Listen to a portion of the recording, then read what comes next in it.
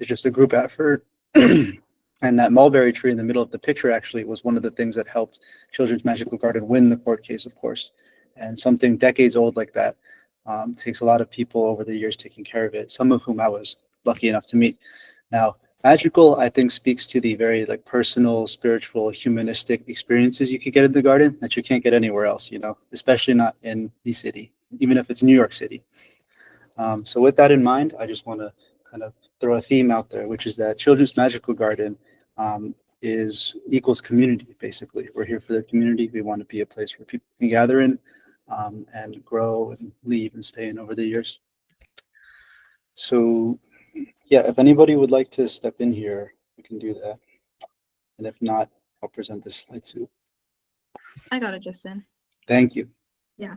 Hi, I'm Gabby. I'm a rising junior at the University of Michigan, pursuing a dual degree in dance and international studies, specializing in environment. I'm just really happy to be here. I was an environmental education intern this summer.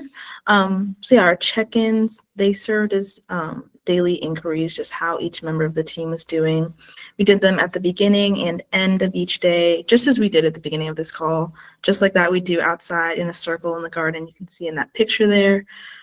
Shared how we were feeling physically, emotionally, what we were grateful for. I was really grateful for this ritual that we did every day, just because it allowed us to ground ourselves, be fully present, and tune into just how our community in the garden was doing each day. I also just really appreciated how Eric prioritized this practice as a non-negotiable every morning, both at CMG, Children's Magical Garden, in the Lower East Side. And we also did this activity in the Bronx at Maria Sola Community Garden with the kids at the nature camp, which we will get into later. All right, next slide. Cool, I can take this slide. Thank you. Yeah, thank you for that intro, Justin. That was great. I'm Skylar. I'm a rising senior at Haverford College. I major in environmental studies and fine arts. So this is just kind of a background on the in-person work we were doing for Sprouting Justice weekends, kind of on a routine basis. So the in-person interns, who were mainly Austin, Bethany, Gabby, myself, Justin, Tatiana, and Scylla, would help with general maintenance of the garden, which included cleaning up the street, cleaning up the garden area. We'd also print out and put up posters around the neighborhood, hand out flyers at summer camps. We'd get snacks for the group and the larger community. We'd set up the open streets by fencing off the street, putting out the chairs and tables. And we did all this with the apprentices as well. And a lot of our work also involved helping running the events, working with the kids and community members, playing with the giant parachute, and doing chalk art and arts and crafts. So just a very wide net of things that we were doing on a weekly, weekend basis, but generally those kind of routine steps were involved every weekend for setup and cleanup and community involvement. Now we have a video. I'm going to switch over to a different tab and play it.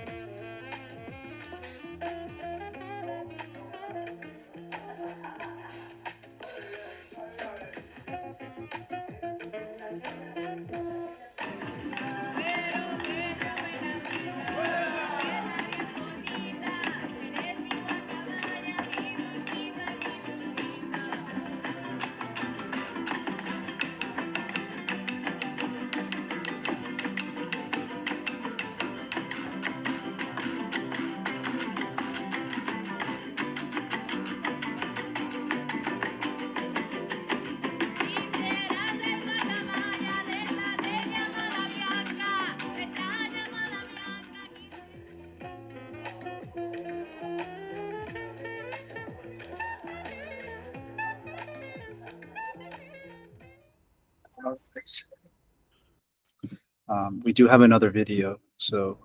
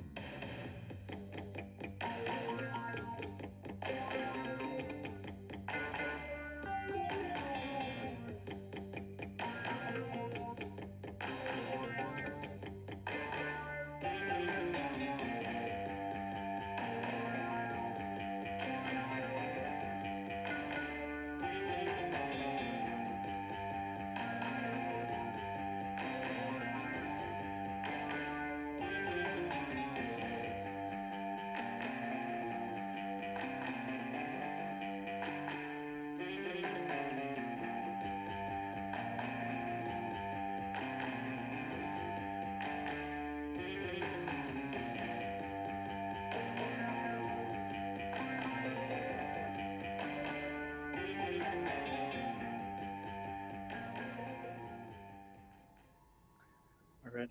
I hope that sounded a little better. As you can see, there's a lot of hands-on work going on there. So to talk about the apprentices from the door, another key part of our program, we brought Jacob to represent the apprentices.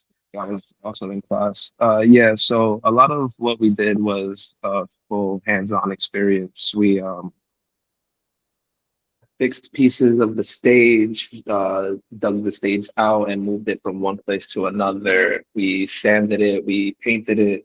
Um, we leveled some areas of the ground to make it more stable for the stage and some other things within the garden. Um, in the Bronx garden, we did similar things, but more so with wood, taking apart an entire, what was it, a shed? Took apart a shed. Yes. Was building a wine barrel seating before my last day. So I was gonna go back tomorrow and get back on that as a volunteer this time, not as an intern. Um, it was a lot of hands-on work. It was hard work, but we all worked really well together. Yeah, I agree. As you can see, the stage was really heavy. We had people all around the thing carrying it. It was really all hands on deck. Now, I also wanted to just point out that the Door is an amazing organization, also in Chris's district, and they work with youth from 12 to 26.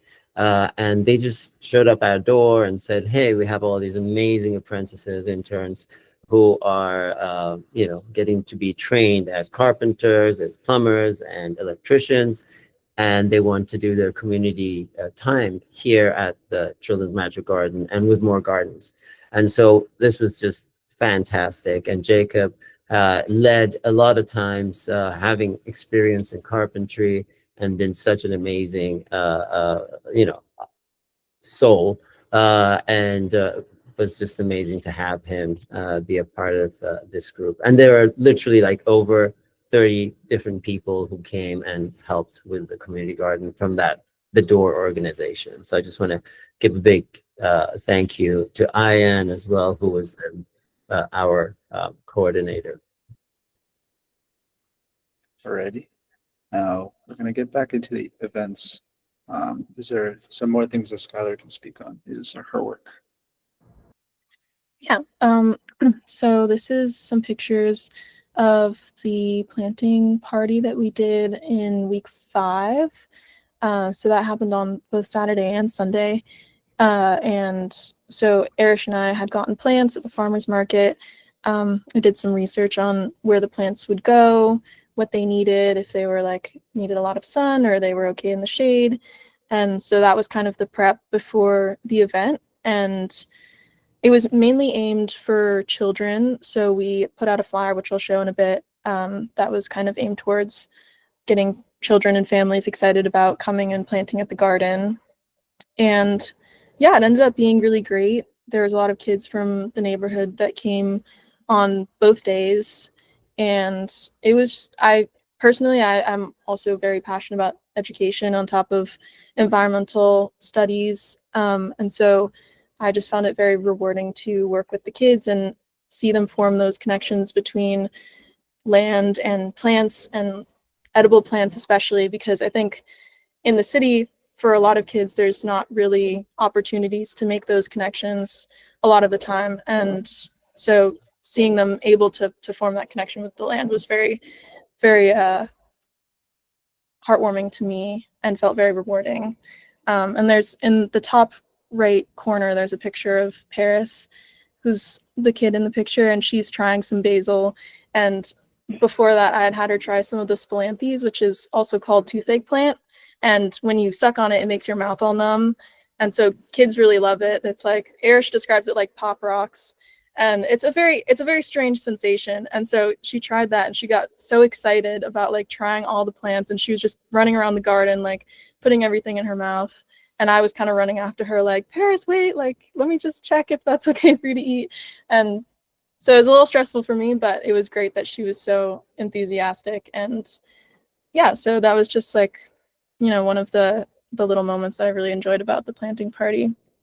But in terms of the gardening itself, right now we're planting in those wine barrels that you can kind of see in the bottom left two pictures.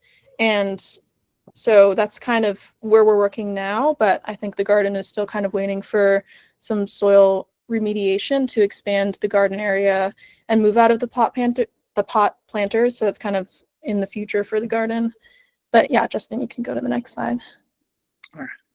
Cool. So this is the planting party poster, which I drew by hand with Arish, collaborating with Arish for the vision that he had. Yeah, so we were just trying to make a poster that communicated that this was for children and the like whimsy of the garden, and also that it was kind of, you know, magical, planting, fun. So that's kind of what we were going for with that. And we printed these out and handed them out as flyers and put them around the neighborhood too. So that was good. And then next. So this was the poster I made for the more general Sprouting Justice events that were all through July. And this, I also worked with Arish, and we were kind of talking about bringing imagery of children in, so children felt like they were welcome in the garden, especially children of color, kind of like making it clear that this green space is a space for them. And yeah, I was really happy about this poster. And we were able to print it and flyer it as well. And these are just some of the boards that I did too for the weekend events that we would put up on the street, just to make sure people knew as they're walking by that this was like a free and open event. Because sometimes people would walk by and they were kind of like curious, but didn't seem like they were like, is this free? Like, what's the vibe here? So this was just kind of to make it clear that these events were for people to come enjoy. And here are some pictures of the screen printing event, which was part of Justin's Fashion Weekend programming. And so to set up, Austin, Bethany, and I went in the Bronx to source some thrifted cotton t-shirts. We got about 25 that we could provide just like free to the community. And there was also the idea that people could bring their own shirts, but not a lot of people did that. So very glad that we provided that. And so there are some clips of the screen printing, I think, in the video that was shown earlier, so you can kind of see how it worked a little bit. It was definitely a learning curve for me, even though I've done screen printing events before. I never did it with this kind of specific material before. So Scott, who's a designer and artist in the community, was very helpful in figuring out how to do that, and the other interns, including Justin, were super helpful and just like the logistics of running it because I was getting very frazzled. And yeah, it was just great to work with kids and community members and the adults, and everyone was very excited to make their own shirt. And a lot of people hadn't screen printed before, so that was very fun to kind of show people how it works, and then also get to give them something that they could take home of more gardens. So that was great. And here are just some things that I'm working on now because I'm still working as an intern. A lot of the interns are now at school, but I go a little later, so I'm just kind of like finishing things up still. But so on the left, there's a screenshot of the garden inventory draft that we have right now. It's just kind of a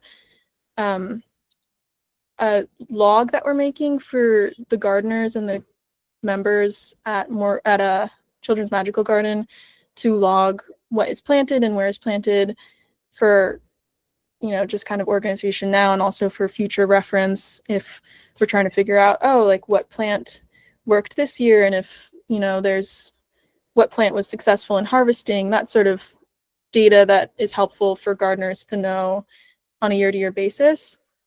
Below that, there's a picture of a seed library. That's not our seed library, it's just a picture I found online, but we're sort of looking to do something similar. And a seed library is basically it's both an archive of seeds that the garden has, and also it's kind of like those little libraries that you see around where you kind of check out a book and you bring a book back. It's like that sort of concept of mutually sharing seeds. Instead of people having to go out and buy seeds, they can visit the garden and see, oh, does this garden have the seeds that I need? And then check out maybe 4 of those seeds instead of buying a whole pack, and then planting the plant, bringing back the seeds, or donating other seeds.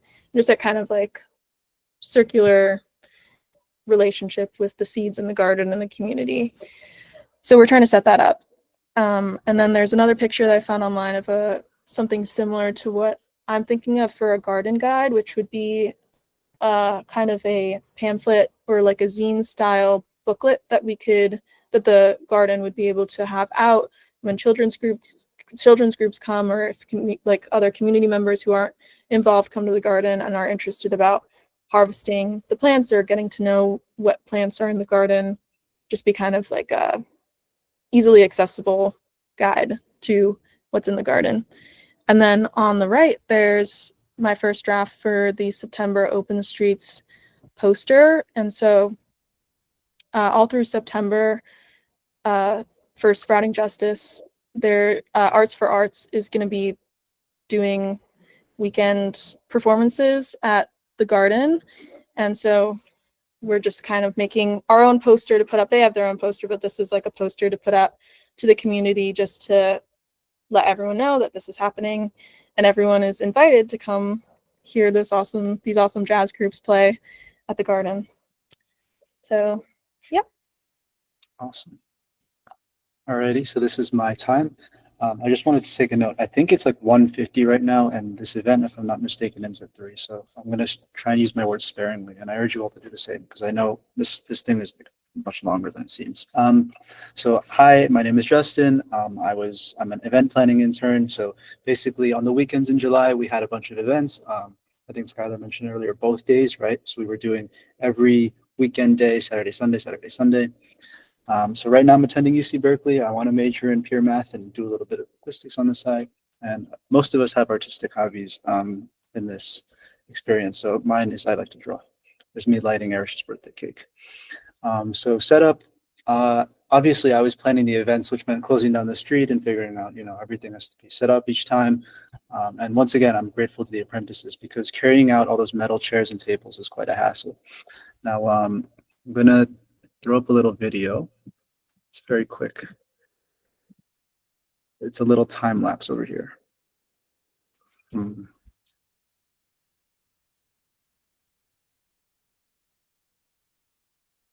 quality was a little poor, but what I'm hoping is that you see how, teamwork can erect such like an awesome structure. But yes, basically keeping in spirit with collaborating with the community, we were reaching out to a lot of local artists, be they musical or of like a fashion persuasion, and asking them to come over and work with us. And I was doing a lot of the talking to the artist part, and I was really grateful for that, because that was kind of why, one of the reasons I wanted the experience was like, I want to know what people are thinking, what kind of walks of life they come from, how that contributes to, their life, especially if someone's trying to figure it all out.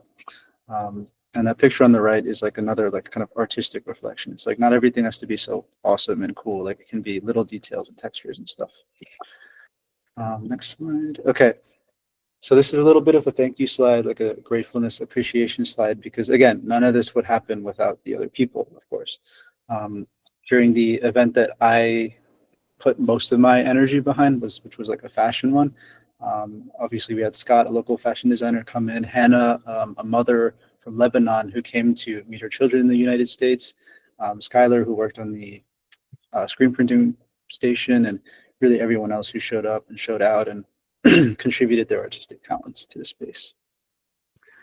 On a little bit of a mechanical level, one thing I learned was how important like getting everybody on the same pages, especially when the very act of, or the very like thing being on the same page requires so many like moving parts and planning and different voices and different discussions that you may or may not be a part of, So one of our tools in this regard was a spreadsheet. You can see a little budget estimator. We got like a calendar scheduling thing going on. And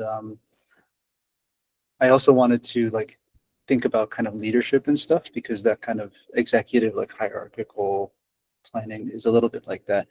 And, obviously my majors are not like really connected to activism and like social like activism, I guess. So Erish's, leadership and like personality and charisma are things that I will be taking away with me.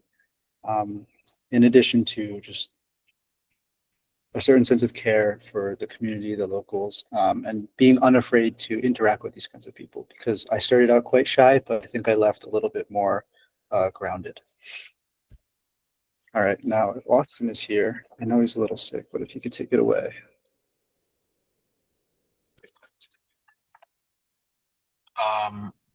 Yes. Sorry, can you all hear me?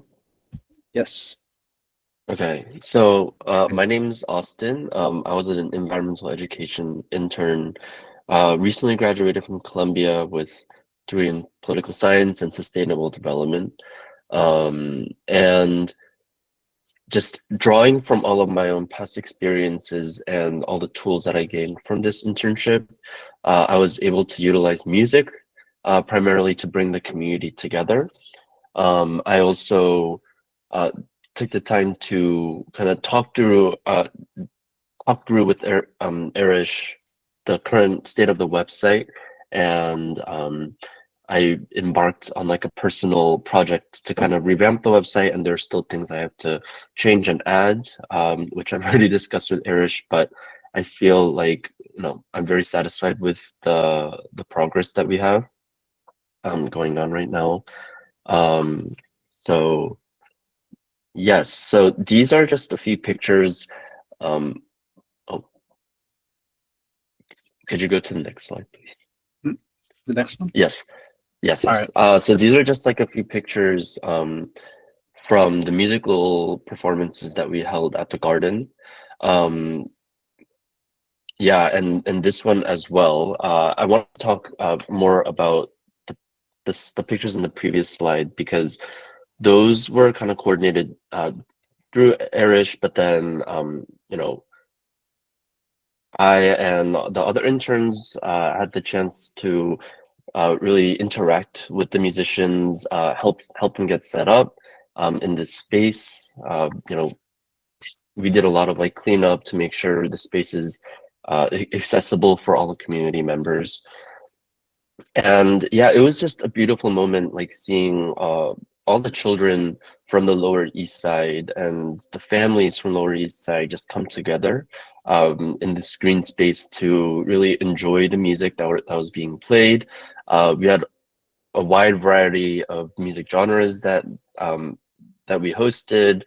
As you could see in the very bottom picture, it's like a DJ setup, which is very modern. It was all thanks to Human Records DJs. And there was a moment that I particularly remember when one of the children came up and asked like if they could try DJing as well. So the DJs very gratefully just like put like a headset on her head, around her ears, and just let her do what she wanted. And it was just a very fun moment where everybody, like regardless of if we knew each other or if we didn't know each other, everybody was just kind of came together in embrace for the love of music, basically. And I just thought that was really beautiful to see and really beautiful to help plan and organize. And I also recall this one particular moment. I don't have a picture here, but I did take videos, which was very fun, of during like Erish's like birthday. We invited musicians to play, and like on the stage that we had set up, like Erish was dancing, and like the other kids were also dancing, like pretending to be ghosts and things like that. It was just very wonderful to see how like these children kind of might be out of their element, like being in a garden. And I do specifically recall like a lot of the children just being a little bit more reserved when they came, but to really see them like open up thanks to the community that we built around the garden, in the garden, and just creating that safe space was really beautiful. And that really just made me think about like how powerful music is. Also how difficult like organizing can be, and like specifically community organizing. But I just like, all of these moments just really made me realize that like the garden is acting kind of as like a safe haven for the community to kind of find themselves, especially in like a very rapidly shifting environment. Like I remember talking to locals about like how quickly the Lower East Side and like Bronx, how quickly they're all changing. And yeah, just like the garden is kind of that one constant in their lives when you could enjoy music, enjoy food, and just enjoy nature, and the simple things like gardening, and just step out of the very busy landscape that is current Lower East Side. In the next slide, I put up some pictures of the bamboo making. Oh, Sorry, next or this one? this one, yeah. So this was an example of kind of more like hands-on work. So Justin and I initially we tried to make bamboo instruments on our own, but we could not. And there's no photo evidence of us failing, which is great.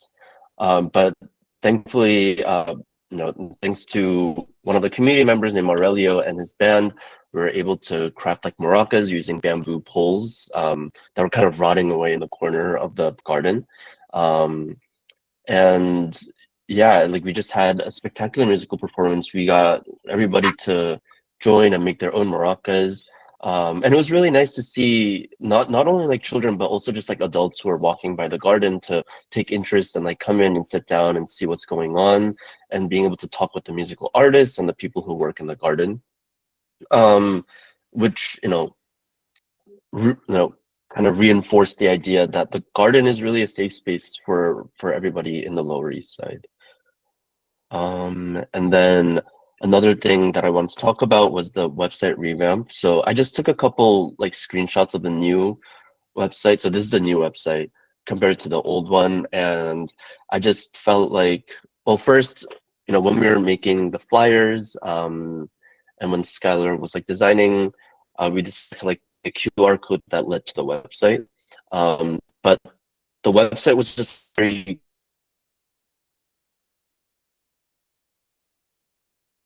cluttered and very busy. I did like my streamline website. As you can see in like the left picture, like it has like little thumbnails with all of our current campaigns and projects. There's like a button to donate, a button to learn more, and then yes, the right image is for our Sprouting Justice page, trying to, and that's where the QR codes led to. So I wanted to specify exactly where the events were being held. I uploaded images of all the flyers, and all the activities that we were going to do and all the past activities, because before it was all just kind of just listed, kind of like it was like a Word document. So I wanted to make it more visually appealing, but also just more accessible for people of all ages to kind of check out the website and see what's going on, what we do, a lot more clearly. And I think the next slide is just like what the page looked like before. Yeah, so it was like very cluttered and just like a lot of things going on. And I think that was one of the big impactful projects that I kind of embarked on during my time as an environmental education intern. Oh, and something that I forgot to mention was there were like moments when I could have contributed like my own music, since I play the violin and viola with like Gabby's movement classes, which are mentioned in the later slides, but I couldn't due to like logistical issues, and that just further proved to me just how difficult like organizing and just coordination can be.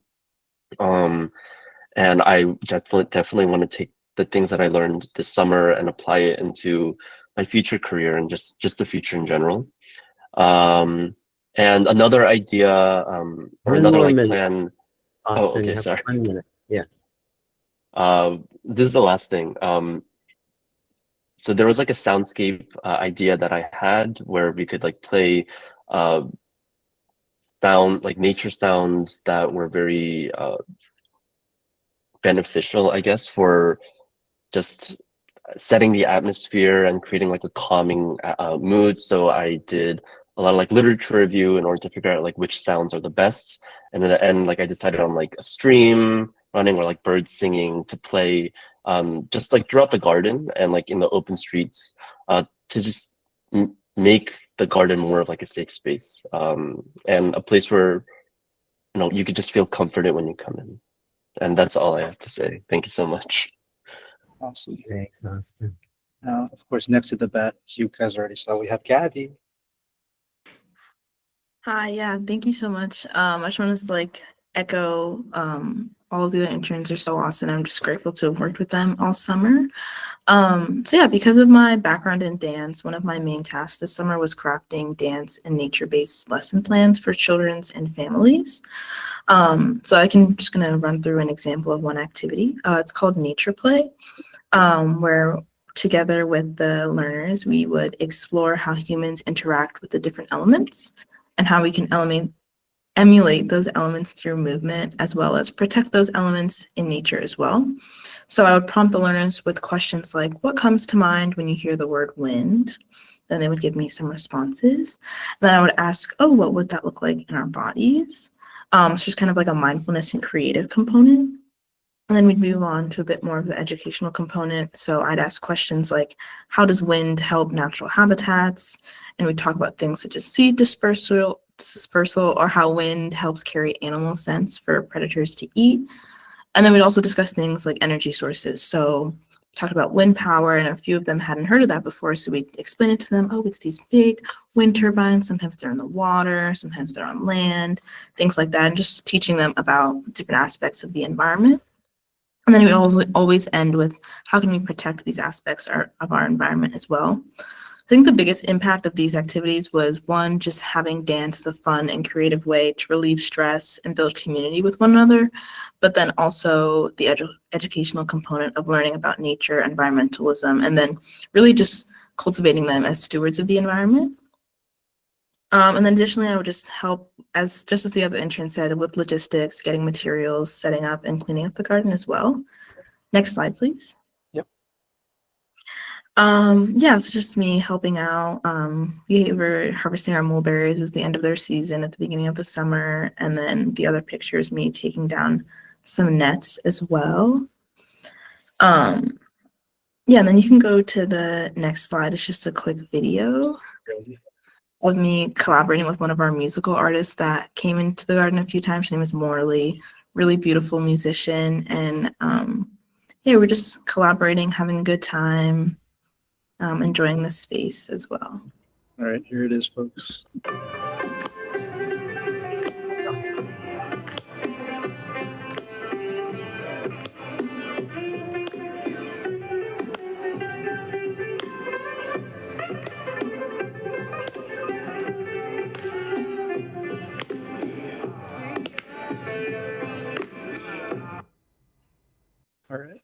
Yeah.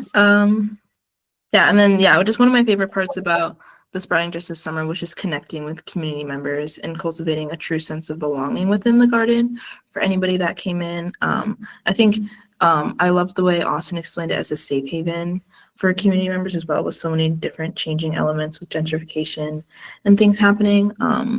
The garden really becomes a third place or third space, and just a really welcoming environment where everyone could enjoy the plants, trees, and flowers, but then also engaging in our programming, art, and live music as well.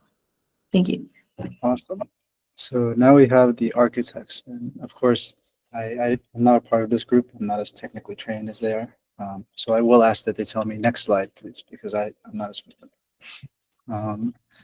First up, Yeah, I will start first because I built the overall models for children's magic garden, because I think the magic garden is continual enhancement. So we need a model to help us to do some digital design so that we don't need to move things back and forth in the garden. So it saves a lot of time and energy. And I simply divided into 3 zones. You can go next slide. Yeah. Just this slide. Yeah.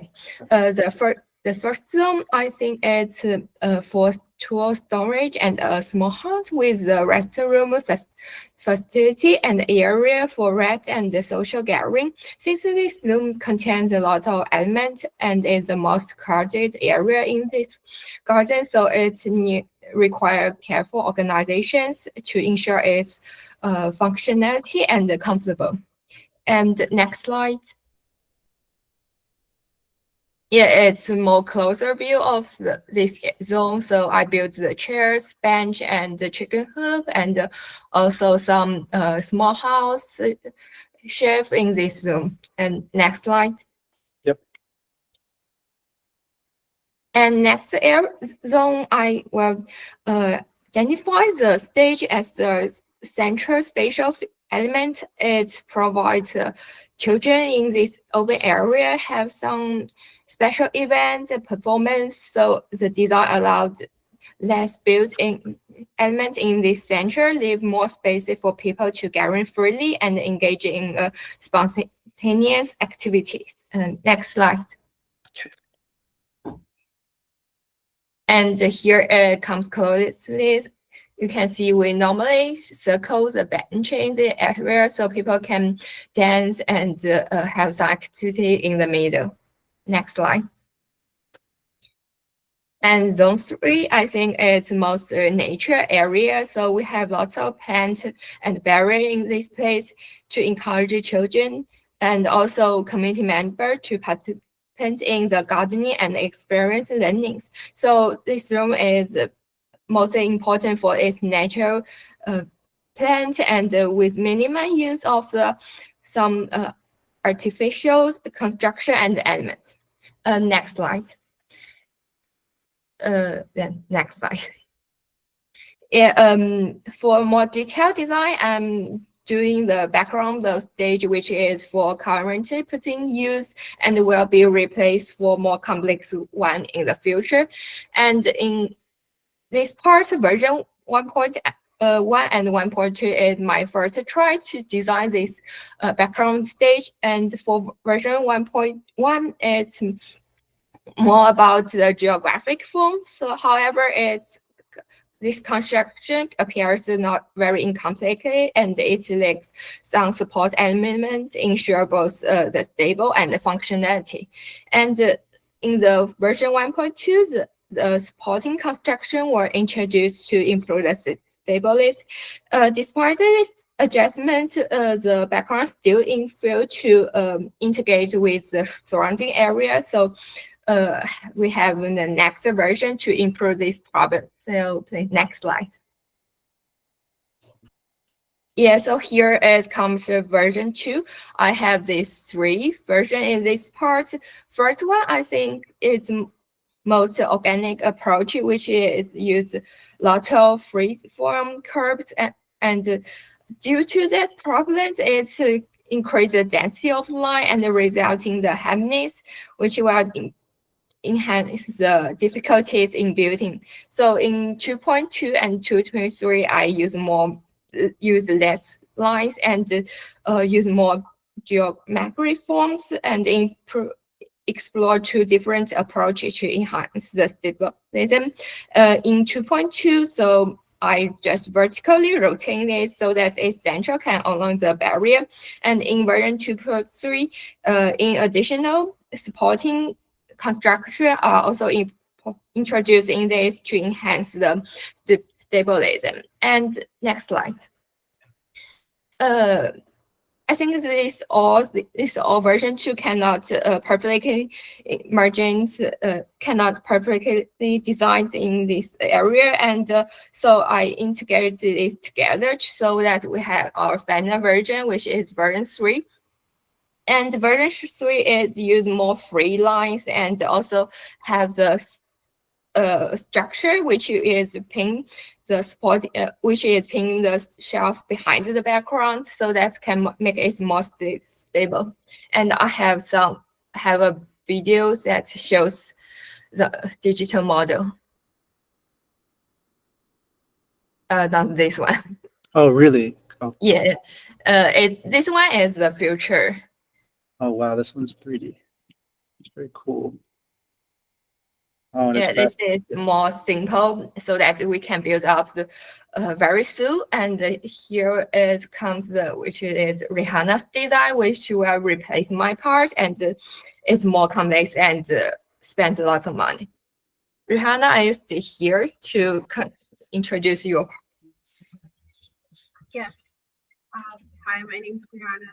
I am a recent graduate from Kent State University in Ohio, and one of my tasks was to create the more sculptural version that will be the last version of this background of the stage. To create this first image that you see, I based it off of one of the original sketches that was designed last year, I believe. And then I projected it to what was already made. And can we go to the next slide? I rendered a version that is based off of just a gate. And then right now, where we're at with this turntable on the side, it's just a bunch of lines extruded and piped into like flat-ish 3D surfaces. And then the next iteration will be more into the realistic ironwork. And at the bottom of the screen, we have the swamp rose that I created, and you'll see more of that in the later slides today. And that is associated with the Children's Magical Garden, or not the Children's Magical Garden, sorry, the amphitheater project. next slide, I assume. Yes. Hi everyone. I'm Jake. I'm also another one of the landscape architect interns. And yeah, I'm a rising senior here at Syracuse University for interior design. So yeah, it was great to experience, landscape architecture versus interior design, and kind of widen my horizon with that. And yeah, so I mainly focused on this project for the CMG of doing this like community fence with roses. And it's not purely for aesthetics, even though I love the smell of roses. I love everything about roses. This is more just like, what does a rose like symbolize for the garden? Like, and I can explain that later, but yeah, next slide, please. Yeah, so here's like symbolism for the roses, I guess. And yeah, I guess Erish had this like great idea where each post, like each fence post would be sort of representing a rose from different nations. So yeah, and different nations of the members of the CMG. So yeah, and it would be involving like these community members with members at the CMG, and just making it sort of like a safe haven for people inside. Because not only do roses embody like loving nature and warm hearts and all that, it's also like very protective on the outside. So kind of like protecting us from the inside. Um, and yeah, and next slide, please. And then here's one of the preliminary studies I did on the Marsha P. Johnson State Park, kind of looking at how these like metalworks with that was the first slide I showed, but it was like the one little snippet from this. And yeah, I thought it was really interesting to see how these kind of like metal objects that were like flowers sort of becoming like a symbol in this park. And we would do something hopefully like not like as large and as abstract, but we're doing like something more along like the lines of the fence, and kind of doing like a similar metal work with that. And here I just outlined like what happens with that, and kind of like the design and visioning for this park specifically, which was really important. And it is very local to New York, so thought that was interesting as well. And yeah, next slide, please. So I did a little research on Surratt Metalworks, which is the metal like work company that was hired to do the work on Marsha P. Johnson State Park. So here is a little information about that. And yeah, they did it in August 2023, and they were like doing that theme of like pay it no mind. So yeah, I thought it was really interesting, and Erish like shared me some of these background photos of like behind the scenes of what was happening. So that was really cool to see. And yeah, so yeah, it was really cool just to see that. Next slide, please. Yeah, here's again some photos from that. I had to include more because they're just amazing. Like the detail is insane. And yeah, as you can see, like that photo on the left is just very raw, very, very detailed with the metalwork. And then you can see the people trying to do the like really big arch where they attach the flowers themselves onto. So it was really interesting to see that. And then the flower themselves were like kind of had like a little stem poking out of it at the bottom right there. And then we're attached on. So yeah, it was interesting to see. Next slide, please. Yeah, so looking at like, I just was kind of wondering what the space would want to be, I guess, and looking at like different ironworks and what this could look like, I guess. So this was like some initial inspiration for what I tried to embody throughout my design. Next slide, please. And yeah, here's like a sketch I did. Basically, Erish wanted these like benches that kind of flip like to go on alongside the fence. So I kind of included that.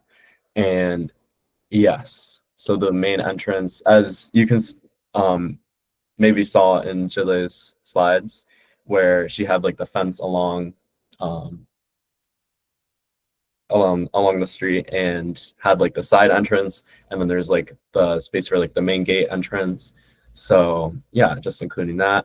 And then as you see like the rows to the side of like the main entrances, or main entrance and side entrance, those would be kind of those rose posts will be honored for like the Native Americans rose, just so that it's kind of like fair. Me and Erish were talking about that, kind of like fair to, you know, kind of remember the lands and all that. And then meanwhile, the other nations' roses would sort of be like in between there, and each would have a plaque and everything. But I'll get more into that later. But yes, About 1 more minute. what was that? Sorry. You have about a minute left. Okay, I'll go quick. Next slide, please. Yeah, you can just like, yeah. So here's a rendering. You can go next slide, and yeah, more. Next slide. Yeah, next slide of what options of what this could look like. And then you can skip past these two. These are just like some information on each of the roses that I put that we were gonna put in to sort of like embody like the shape of them on top of the post. Oh, and then here is some feedback from members. And yeah, I appreciate everyone for having feedback who did fill out the form. If not, like there's definitely still time. This is like an ongoing project. However, definitely on a time crunch for that. But yeah, so yeah, next slide. I don't believe. Yeah, just another rendering. Next slide. Oh, I added these again. Sorry. And here's the sort of like a plaque concept of what I wanted that to look like within the sidewalk. Sort of listing out the rows, native species, cultural role and significance, and then everybody's personal story at the bottom. And yeah, and next slide. Yes, you can scroll past these two. These are mostly like in depth if you're looking at them, like looking how to build with the fence posts, and these two, they're just like local firms we can contact. And yeah, that's pretty much it. Awesome. Awesome. Thank Thank you. Thank you. I wanted to pause just for 1 second. We're going to go into the next phase. This is the area of the Children's Magical Garden, which we kind of went through. The second section is more about the playgrounds in the community in the Lower East Side. So this would be a good time to get a little bit of feedback from our magical panelists in regards to the garden, Children's Magical Garden, and Lisette, I believe Jess is not able to get back on. She is calling from an outside country, so we would love to have you also give any feedbacks as the co-director of Children's Magical Garden. Yes. Any one of you who would like to go first? Hi, I can get some feedback. I'm very blown away by all that was accomplished. I think that's a testament to how well everyone worked together and how harmonious everything was, which is a really a huge accomplishment on its own. I was very impressed by how so many of the interns, apprentices, everyone was from different places in this in the country. Everyone's doing their own thing. It's coming from their own corner of the world, and I would never, anyone coming into the garden, anyone coming into an event will never know that. Would think that you guys were all just like neighbors or all classmates because of how well you guys interact with each other, how well everyone just knows to communicate and work together. I'm so impressed by that. I'm so impressed by um, everyone's eagerness to learn about the history of the garden and why and the reasons why the garden is needed.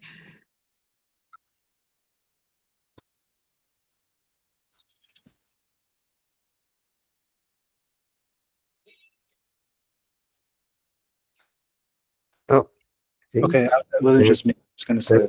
there was a pause. I think something paused Lisette. So if we'll wait till, oh, she's back. Okay. I'm sorry. That was Lola being mischievous. I'm so evil. And my children really much enjoyed everyone's company. Not only here in the Lower East Side, but also up in the Bronx. It was our first year doing the Rise Up Bronx camp, and everyone was very impressed and loved it. And and you also got 2 bonus members of my family that went and and enjoyed it and really loved it. So it was just a really magical summer for us, and I can't thank you enough. The expertise, the the skills that everyone brought in really made it bumblebees. yeah, really made a really amazing environment. So thank you so much for everyone for all your hard work. Also, if Lola has any feedback, we'd love to hear Lola. Lola, do you want any you want to give some feedback? Yeah. Yes, you. Okay, she's having a tea right now, so maybe not. All right. Whenever she's But, ready, we'll let her just say it. Do you want to get some feedback? Lola, please. No? Okay. Okay, all right. Well, thank you so much. We both appreciate it. And we both really enjoyed it. So thank you. All right. right. Maybe we'll hear back after the camp. All right. Any other of our panelists? Yeah, it was great to hear what was I had to say because it showed, guys, that you were working very well together, and I know you have different intellectual interests or things you're doing in college, and maybe you'll do different things later. But this experience of working together and engaging with the people who come to the garden or who you want to bring to the garden or on the open street, it's going to help you quite a bit, I'd say for sure. I saw that and I'm reminded of how much labor it takes to do community engagement and programming, and I'm almost exhausted just watching everything you were able to do outdoors. I don't take that lightly either. So it was very good to see that, thinking about different ways you could bring technology in and the thoughtful graphics, amazing stuff. I work in street furniture now, so when I see the designers, I'm like, oh yes, this is my job. I mean, everything here actually relates to my job because I work for the good of the public and public space. But yeah, it's great to see you thinking about maintenance and upkeep and how people use the space, thinking of iterations of how this will work. At DOT, we're always being asked to find like the thing that lasts 10 to 15 years, which I've yet to find any street furniture that will always last that long outside. Maybe it's New York, I don't know, but it's like, yeah, I think it's wise to think about the timelines and how things can change, and that makes it exciting for the space too, that people can continue to come back and see how the garden grows, how it learns, how people learn and adapt, and that sort of thing. So strong work, everybody. And this, the roses of the world is, I never actually thought about how international roses are. So that's an exciting concept and very beautiful and compelling. So I hope the garden continues with this. And yeah, so it's very exciting stuff. So thank you so much. Thank you, Nev. Yeah, I can say something here. Yeah, I'm very impressed by everybody's presentations. I hope everybody's skill level rose with these projects. I was very impressed by the kind of individual focus that everyone had on projects. As a gardener, I'm also on the board of Lower Side United Neighborhood Gardens, Lungs. So I have an overview of how different gardens work. Some are, just kind of plod along, just to keep it open. And, it's not really a lot of, outside engagement aside from the small community that is involved with each garden. So, and Resh has, Resh has big dreams, and, we just went through the most difficult imaginable period in this garden. And, part of the fight against development is very based in the garden community. I mean, the gardens are constantly endangered, and it's something really worth fighting for. And a little bit of nature that we have to keep that, because developers just want to build in every nook and cranny on the city, and it's like it's very hard to stop them. But with solidarity in the garden community, we can really kind of keep that from happening and destroying, everything we know.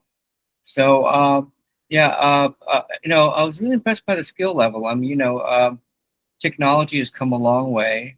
The way you were able to envision things and the programs that you were all using to, yeah, exactly.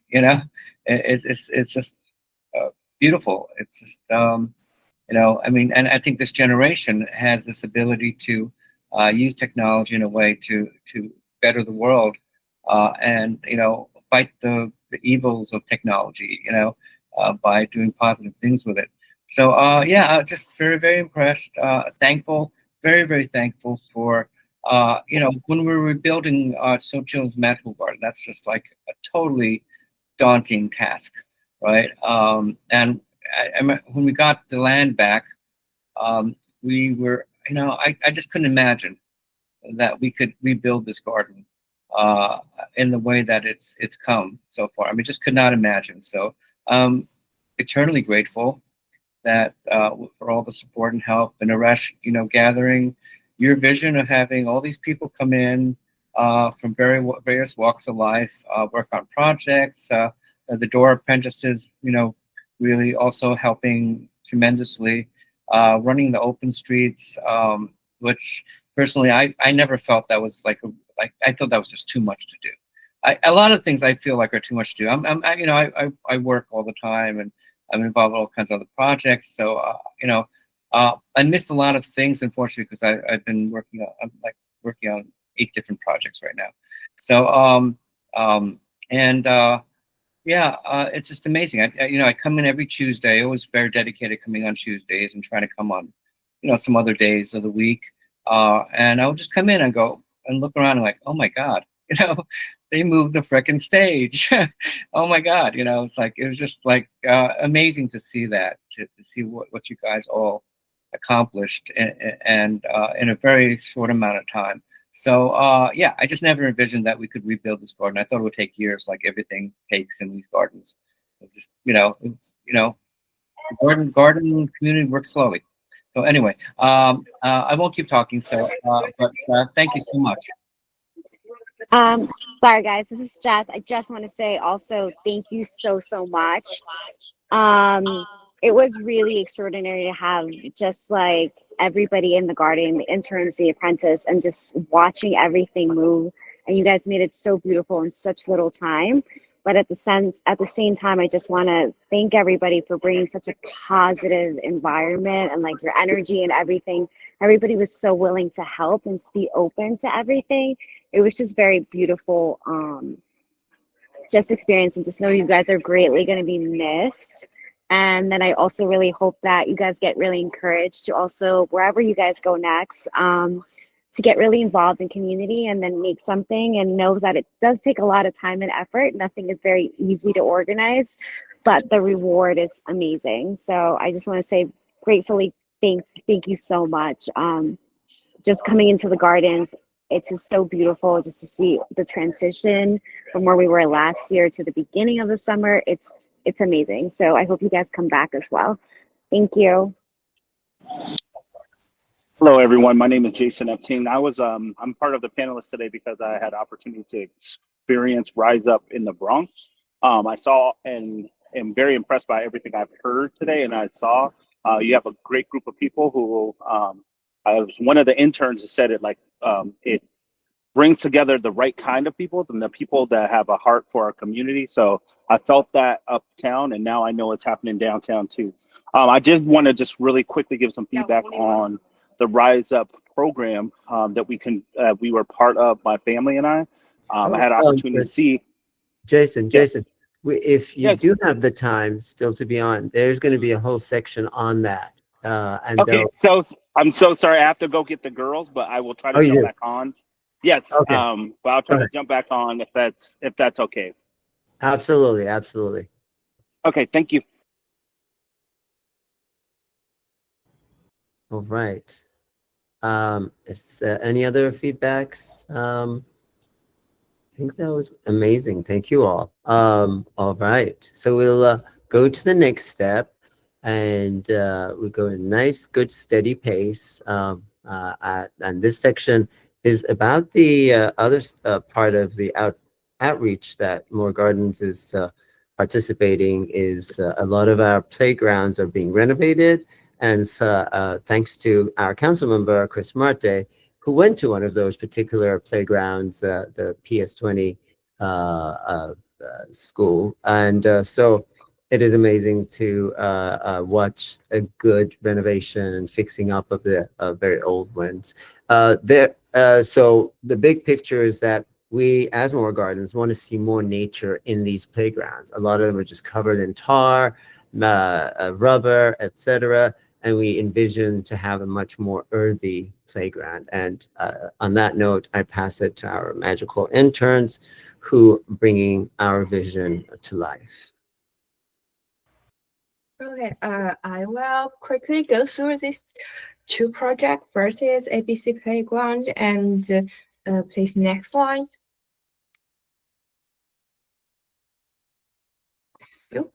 Next slide.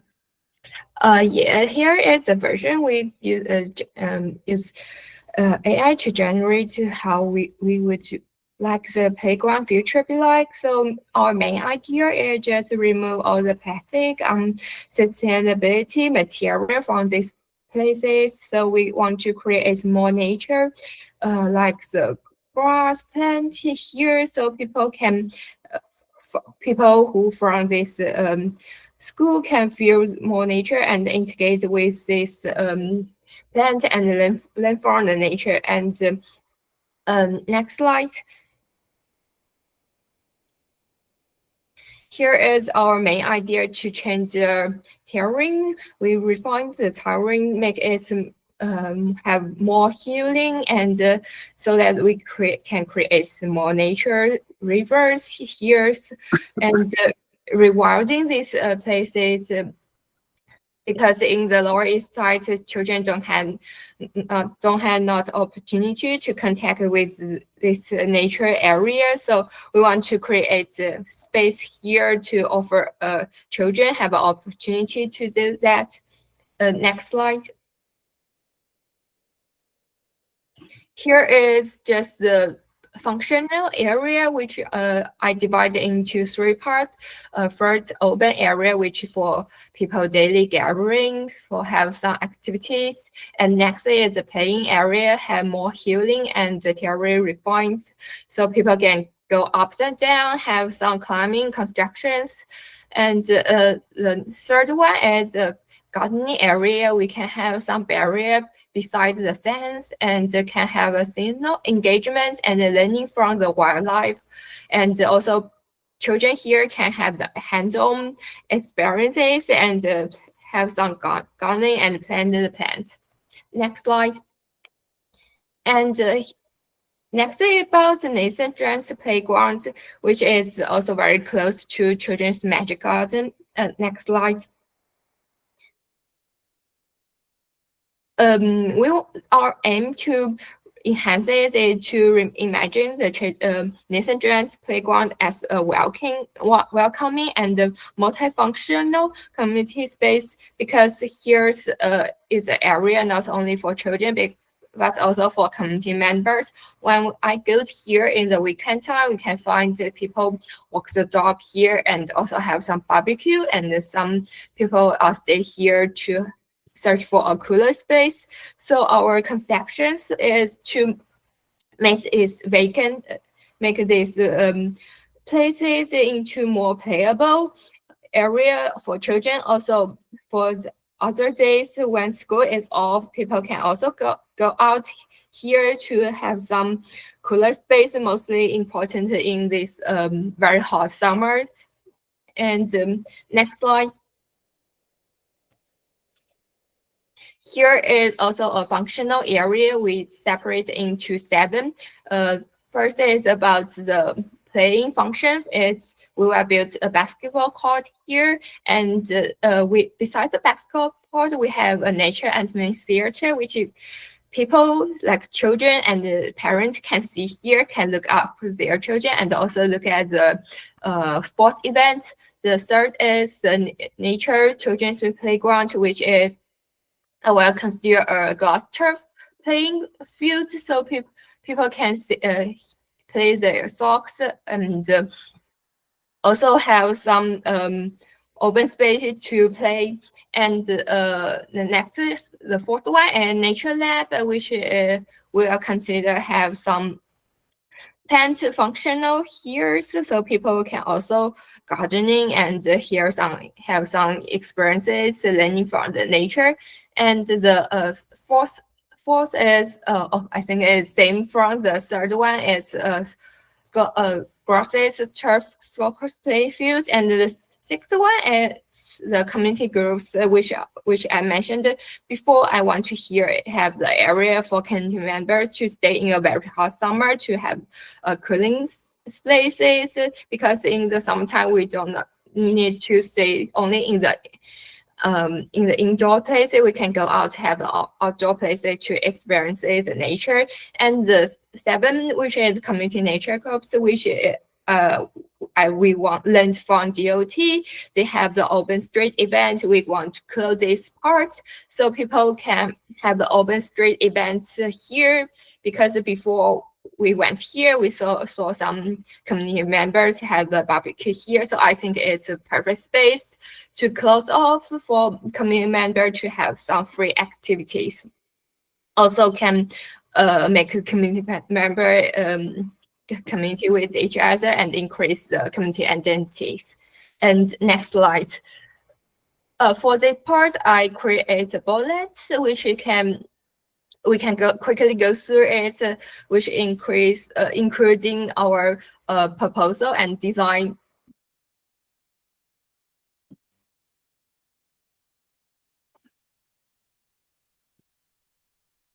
Oh wow! You can just click the yeah. Go a little bit, bit slower. Go a little bit slower. Yeah, it's more detailed design in this part. Okay. Yeah. So we can use these links for public to review it and also get some feedback from them.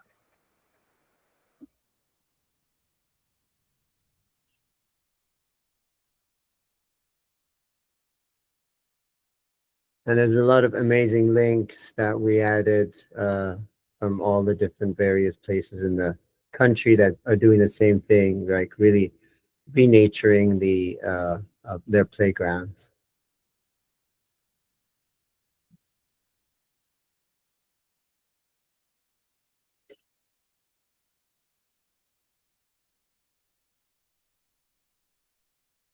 An amazing amount of work from all of the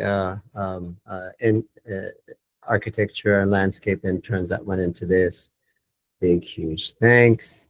And maybe I'll ask Isaac if you have any feedback on what's you've seen.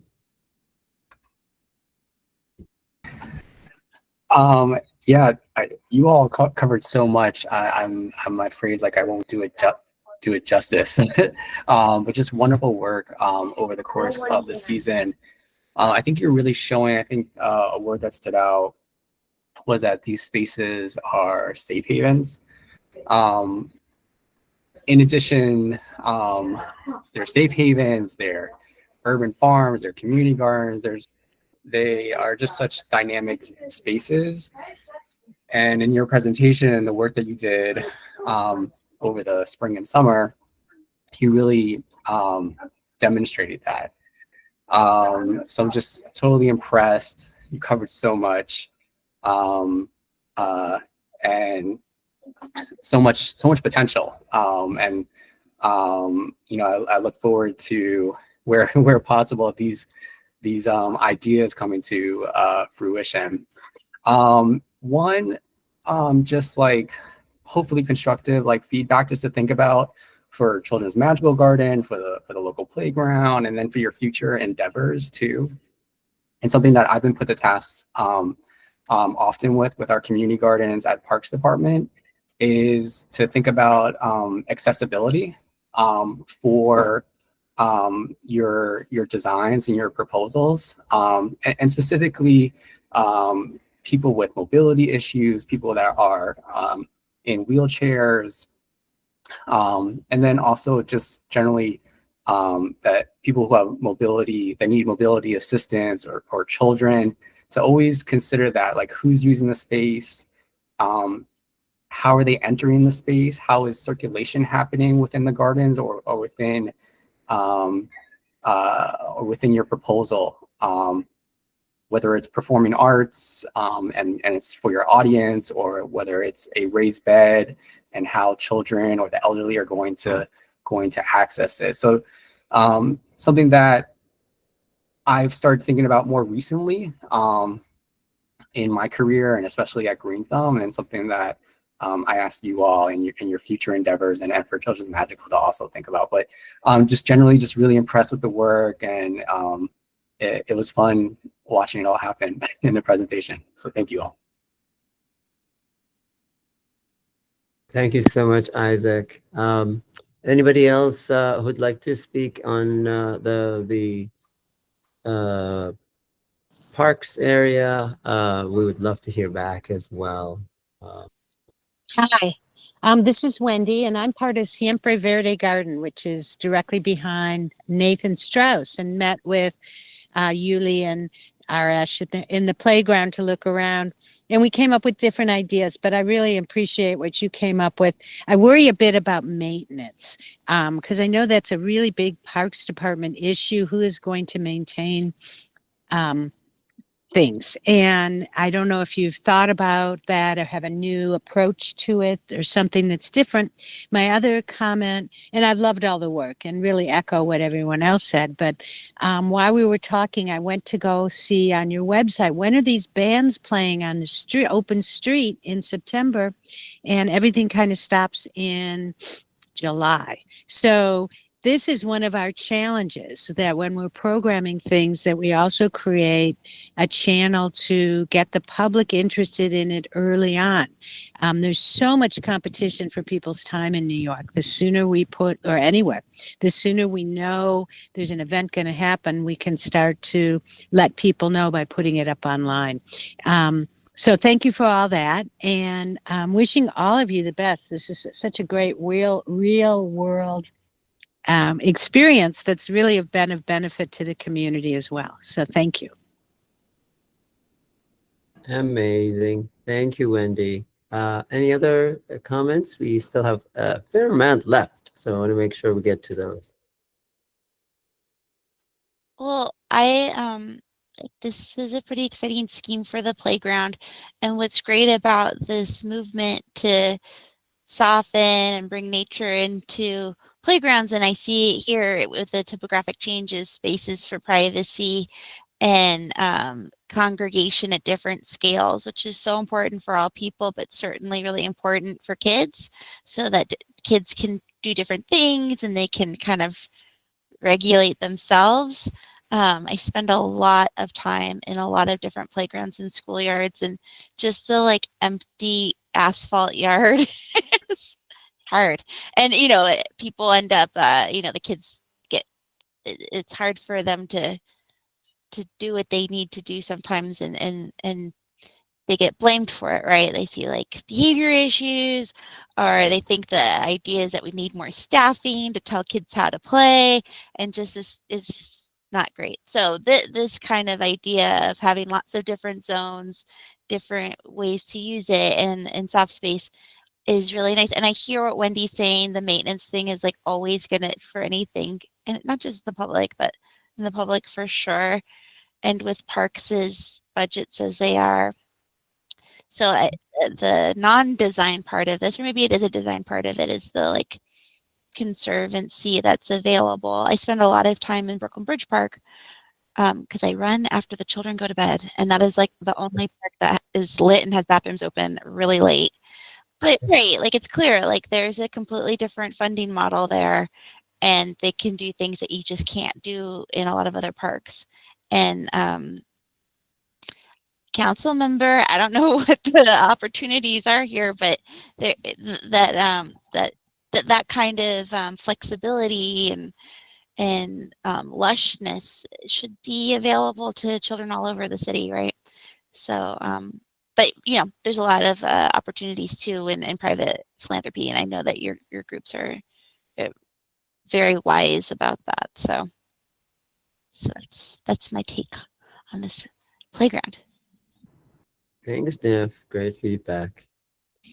Anyone else?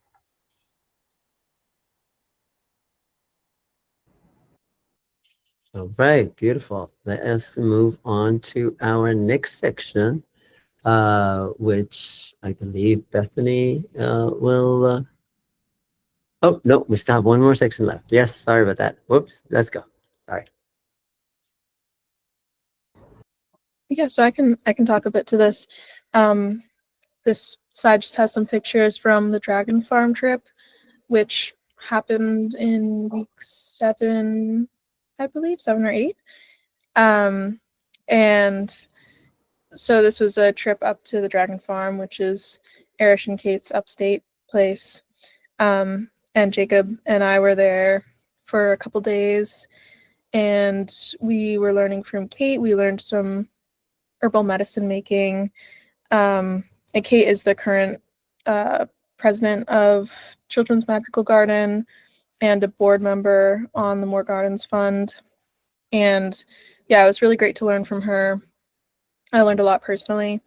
And Jake and I also helped do some fencing for the Baby Willow area that's part of Erish's broader art with the willows. And we also got to plant some, which was very fun. If you go to the next slide, there's just like a time lapse of us doing work. So you can kind of see like what the area looked like, and so yeah, you can go to the next slide. That's kind of, you get the idea. Oh yeah, there you go. Yeah, can you click again?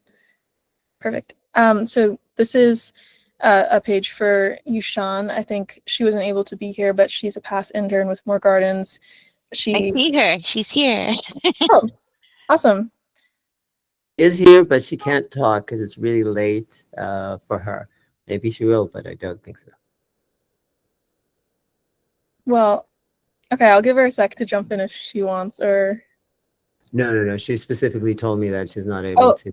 Okay. Yeah, so you're good. Okay. Cool. Well, yeah.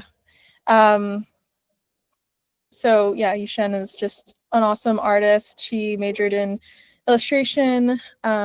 She's motivated by community and using art as a tool to increase awareness of environmental protection.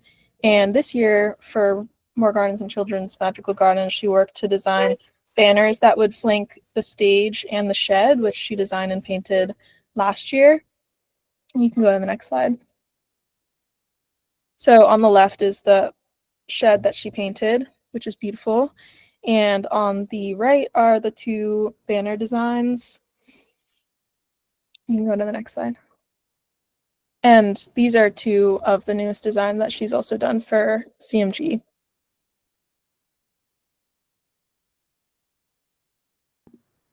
Just wanted to again thank Yushan, who is now back in China, and for all the amazing amount of creativity and love. And I know Lola and Romy, Lisette's children, are very, very close with her, and many other children.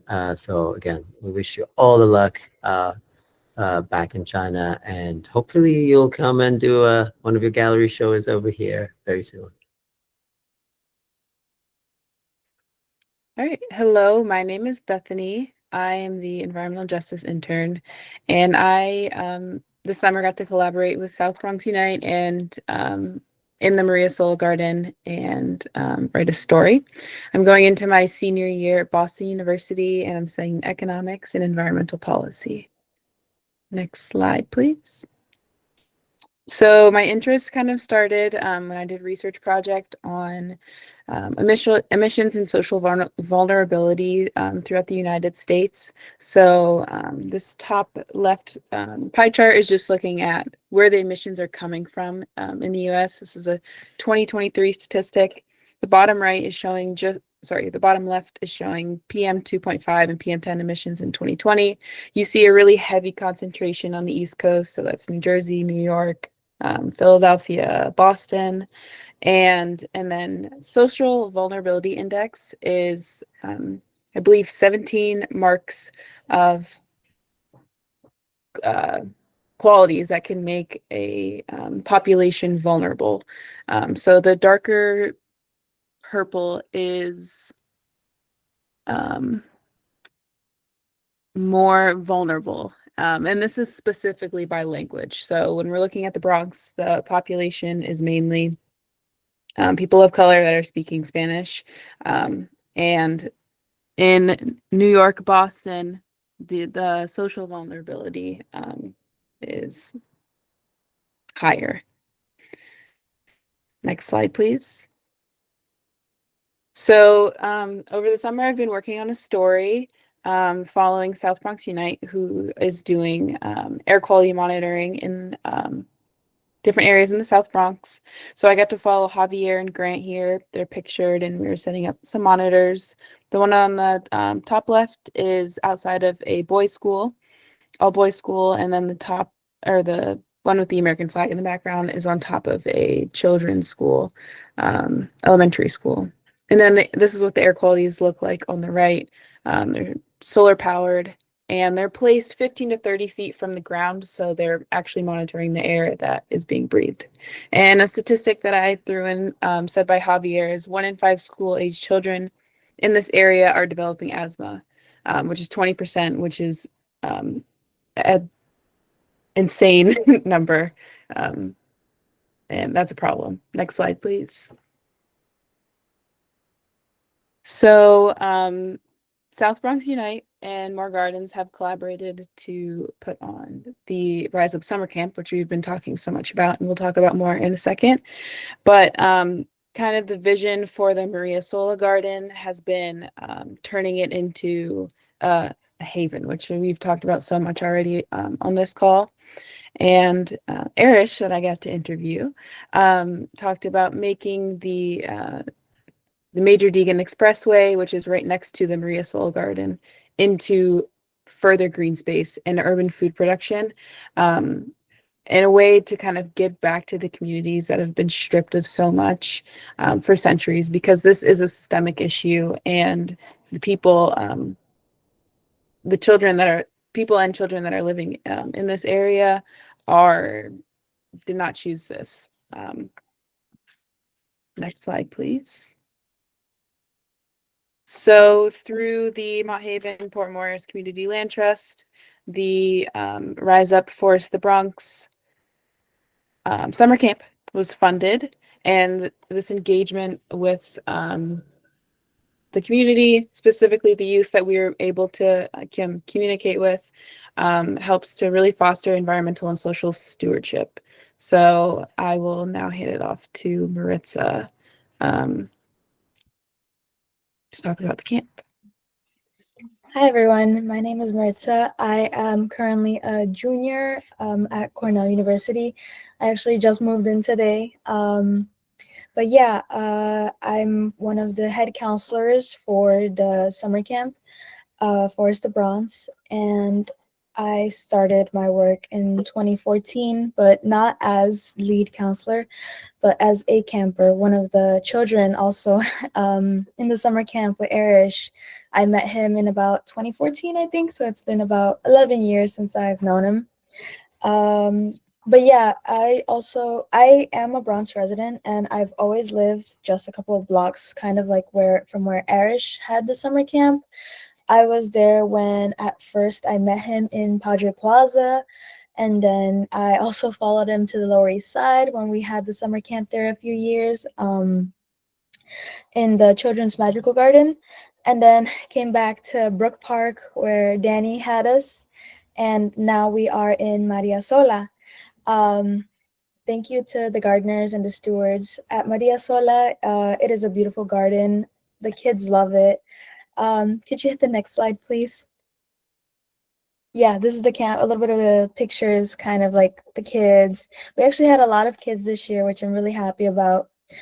But yeah, Arish gave me the opportunity when I was just about 15 years old to be a junior camp counselor. So I wasn't really at the age of like college interns where I'm at now. This year I was able to do the internship, but also be head counselor for the summer camp. So part of my work was preparing for the camp. Could you hit the next slide, please? Thank you. I helped work on the flyer to hand out. I speak both Spanish and English, so I made a Spanish version of the flyer, which you can see here, and an English version. I also translate a lot for parents and do outreach to the parents who have been with us for a couple of years now, as well as reach out to new parents. Yeah, our focus has been moving more towards freeing, foresting our surrounding neighborhood with our growing partnership with South Bronx Unite, which is what Bethany talked about a little bit. Thank you.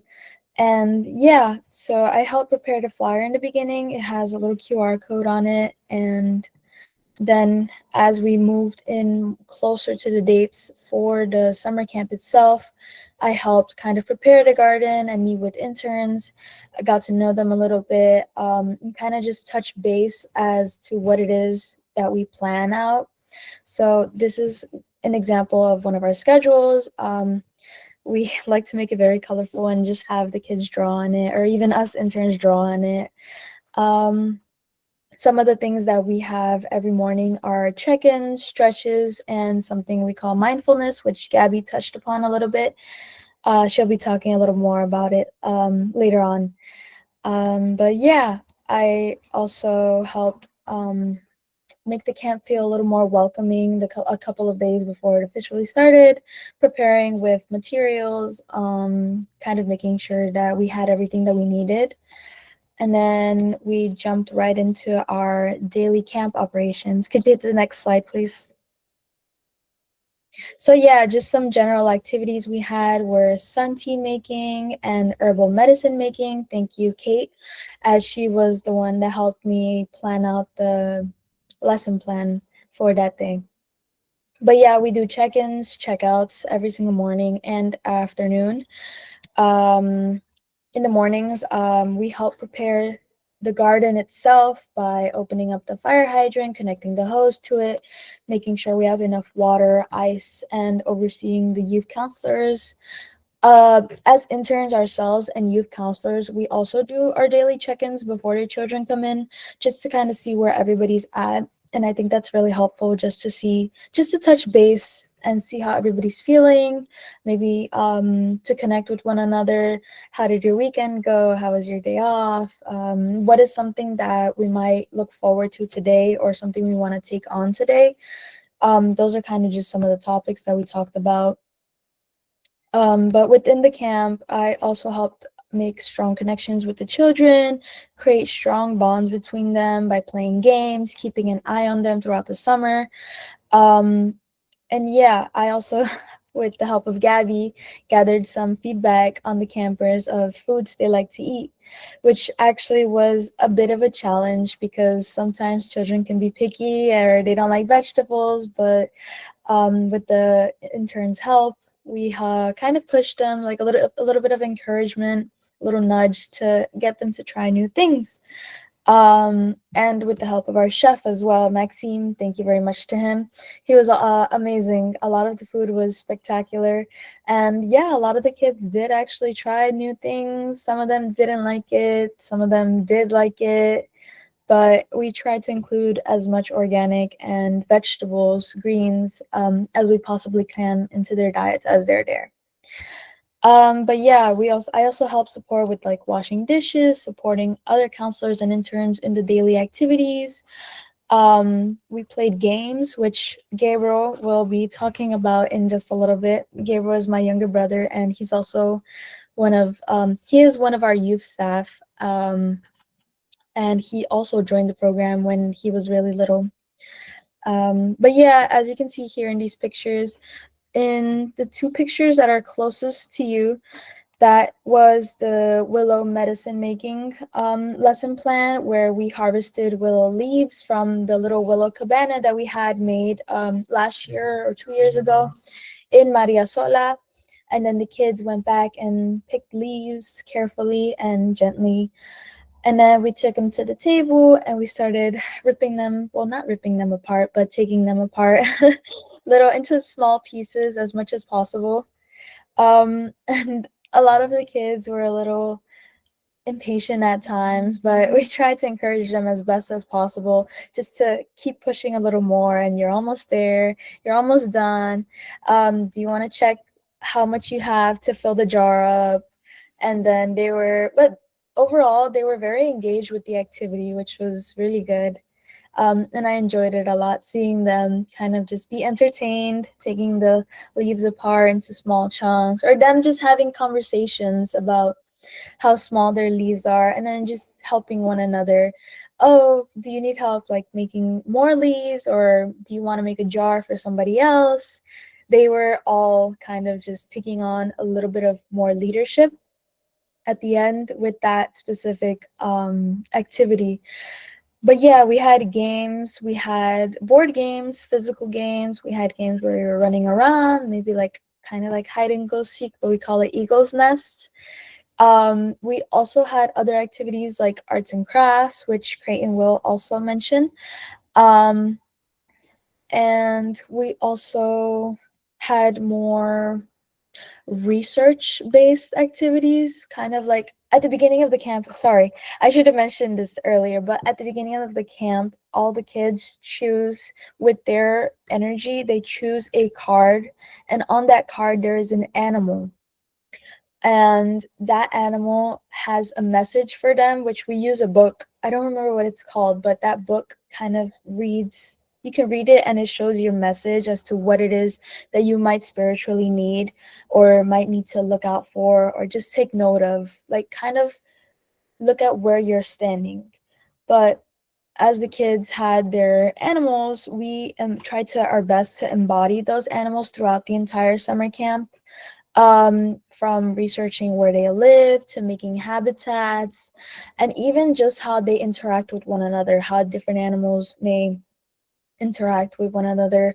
Are you prey? Are you predator? I can help you out with this. What are your superpowers?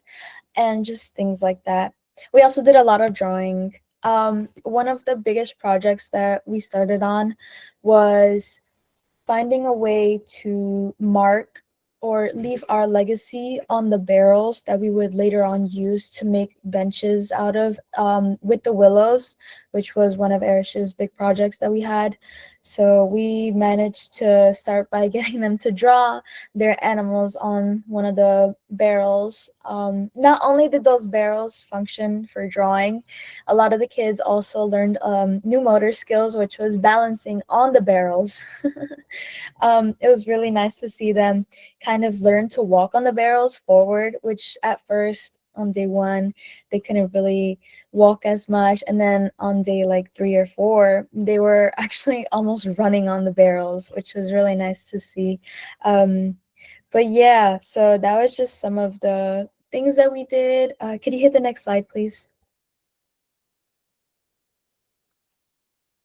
But yeah, I guess some personal history of now and then. The little girl on the picture to your right was me when I was one of the campers, and those are some of my friends and younger brother right there as well. And then the picture on the right is me with the twins from the summer camp. They're absolutely adorable and they're so loving. They were so engaged all the time with the activities.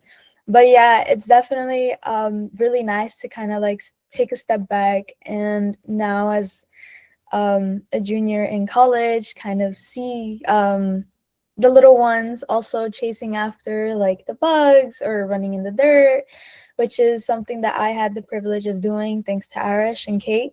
But yeah, it's really nice to see them have this space created for them and just have them engaged and learn about the nature that surrounds them, which is I find really important.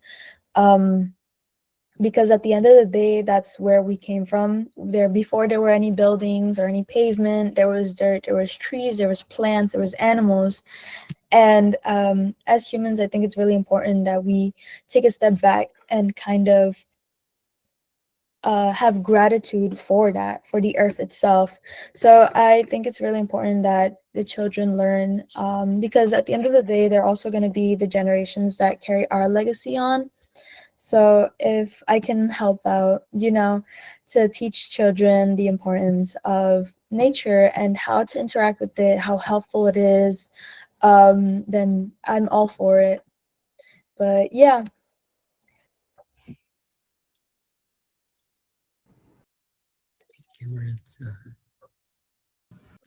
Awesome. Yeah. Thank you so much, Maritza. You definitely did a really great job encapsulating everything we did at camp, and your personal history with it is so heartwarming as well. And it was great working with you and all the other interns at the camp. So yeah, I'm just gonna like quickly go over some things I did in addition to helping out with everything Maritza said.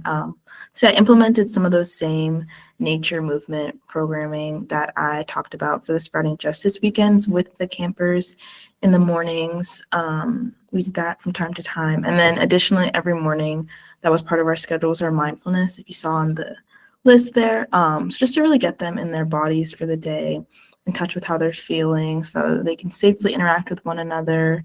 We can also just build that community. So we're really caring about each other. Next slide, please. And yeah, I just really connected with the campers. I really enjoyed spending the days with them. They're all so aware and so smart and had so much to share with us, as much as we had to share with them. So yeah, there's just some pictures with me and all of them. We got Floriana and the Epting twins, and it was just a great time connecting with all of them. So I'm super grateful. And this is my last time presenting, so I'm just going to do some overall reflections of my entire summer with More Gardens. So yeah, I'm just feeling immense gratitude mainly. Coming into the role, I was just kind of beginning to explore my passion for sustainability and environmental justice. But through cultivating community in the garden, as well as facilitating this nature-based education for the youth, I now have more clarity about my personal and professional aspirations in environmental work.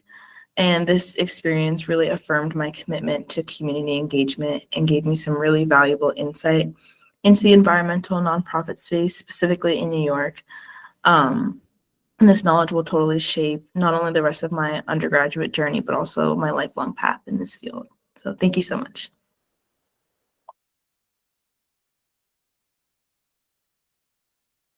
Oh, those are just some videos of me with the kids, but Do you still want me to play them, or yeah, you can play them. Yeah, sorry. Yeah. just I had to unmute my speaker because Cha-cha again. yeah. Cha-cha now, y'all. Cha-cha again. Turn it out. To the left. Take it back now, y'all. Two hops, two hops. Two hops, two hops. Right foot, left stump. Left foot, left stump. Charlie Brown. Pop it out now. Slide to the right. Slide to the left. Take it back now, y'all. Cha-cha now, y'all. You can play the next one. I don't know how long it is, but yeah. Ready? Go! Wow! Wait, now come back, come back!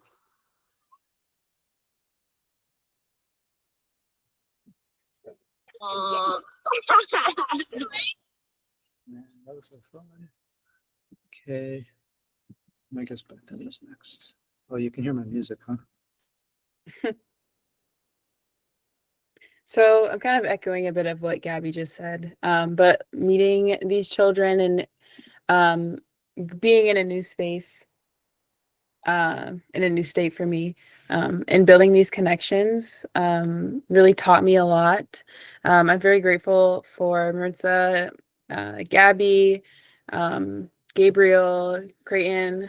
Working with you all was very lovely, and I'm very happy that I was able to do it. The camp, and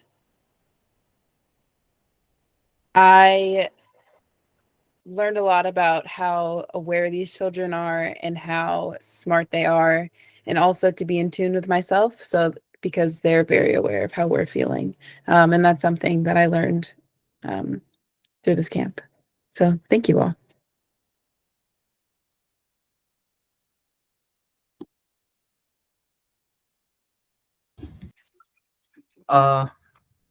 Introduce yourself. Oh, hi, my name is Gabriel. I'm 15 years old, and I was a junior camp counselor today at the garden. Mainly I was like helping out with the games and helping set up the garden in the morning. Like, elaborate on. Like getting the ice and putting things together. Next slide, please. So the games. Some of the games we played were one called Fire in the Forest. That game is practically like it's a type of tag where somebody is a fire that has to tag others, which are the animals, and the way to get tagged is by the fire has to call out different features that the animal holds that any other player can have in the game. Next slide, please. And then what other? Another game some people played was called Wildcraft, a board game where a group of 2 to 4 people must work together to get mulberries. Through there might be some challenges to require all players to work together and identify flowers that can be used as a remedy to their wounds. Next slide.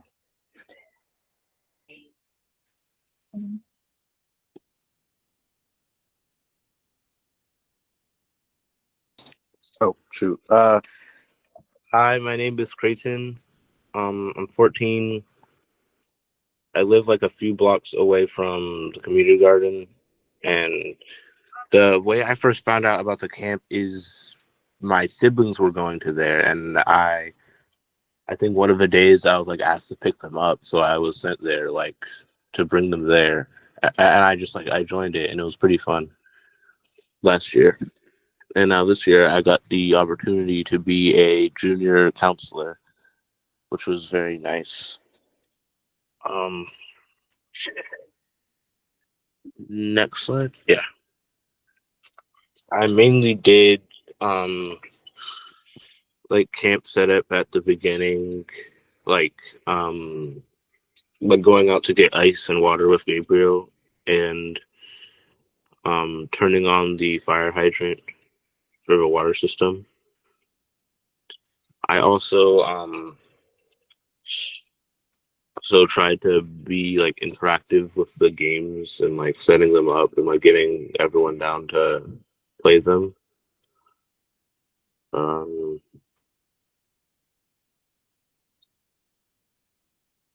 I did quite a bit of poster stuff, art stuff.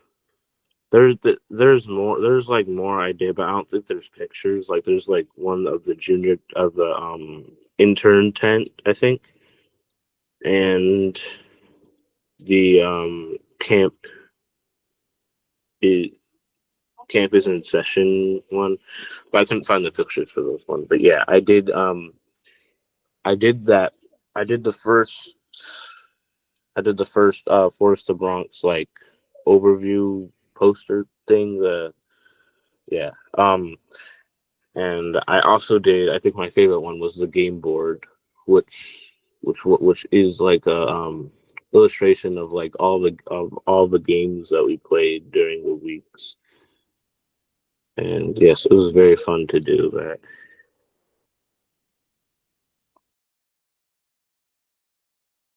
My name is Jason Epting, and I have 5 kids who are at this camp this year. Actually, we frequent the community garden often, but this program specifically, this is the second year that they've engaged with this program, and we just think it's a great addition to their summer programming, and this community garden is really special to us, and to learn here and to build community is like one of the best things we can ever do.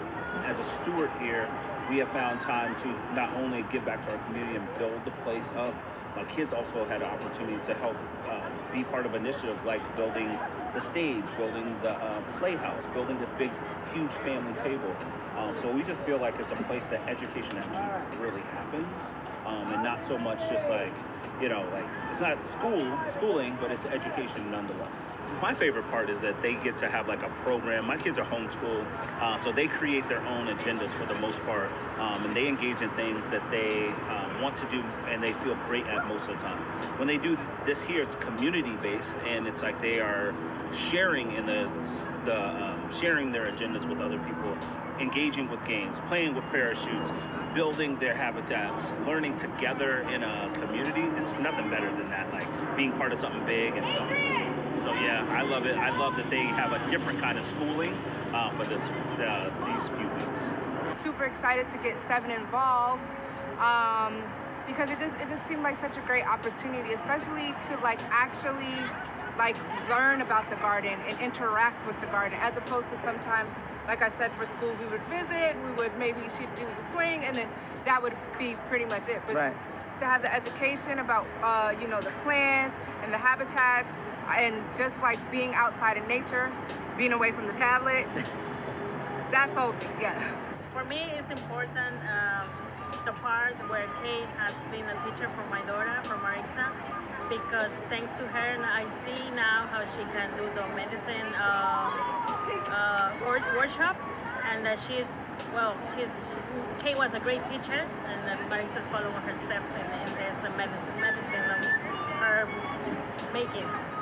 I think this is a great camp for the children because they have so many activities. And also flowers. So many activities they can share with other kids. They learn so much about other cultures, and even they have an on-site chef, which is great. They will learn to eat different things, not just, let's say, just sugary drinks or anything, like just junk food. So I think it's a great place to bring the children, at least for the 2 weeks, 3 weeks, whatever, however long the camp lasts. They learn so many things, so it's great.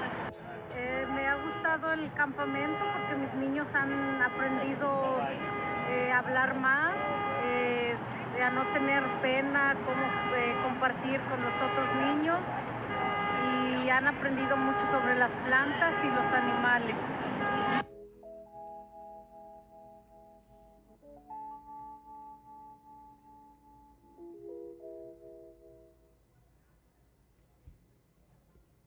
Tatiana, our photographer, put those together, so shout out to her. She had to leave a little early, unfortunately, but all right. Now, without further ado, just overview of the Bronx stuff.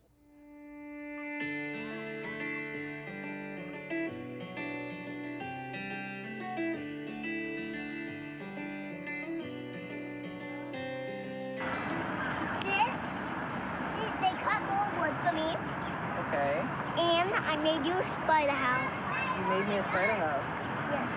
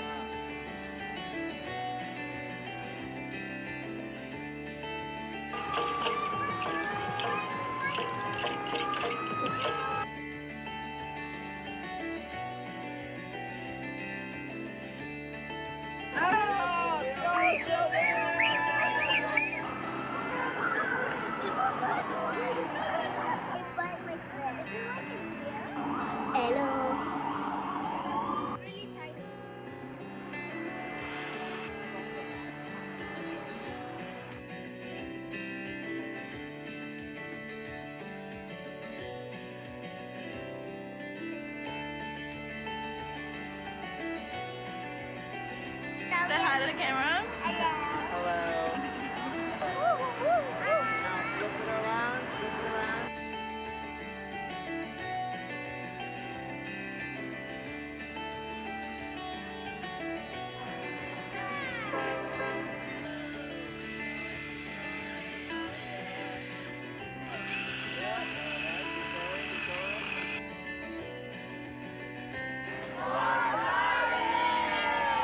Turn it to the left and up in the air.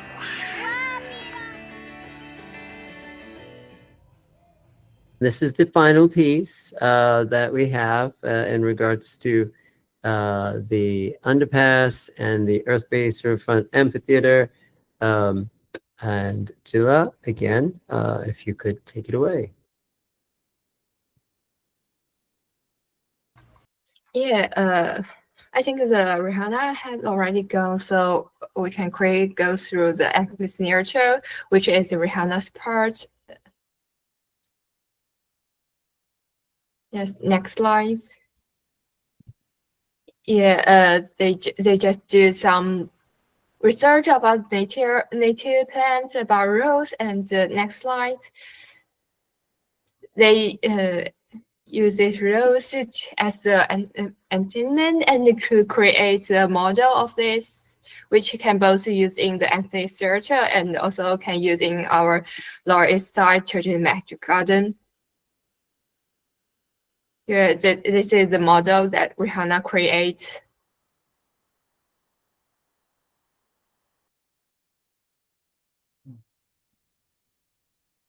I'm gonna move on now. And the detail in this is amazing. These are all like 3D visuals that occur really like months or. And next slide. This is the overall and how the Anthony Theater looked like. It's Intel and Rihanna cooperated in this project, which is very close to the I think very close to the coastal side and very in the southern Bronx. Next slide. My part is Lincoln Enterprise Community version. Next slide. The site is just beside the Marisol garden, so you can see the picture which I took from this site. You can see the fence around this area and lots of trash, and because the I-91 comes through above it, so it don't have too much light and very close to the road. So here's a lot of sounds and noise here. So next slide. When I go through here, I found a lot of problems. First is noise.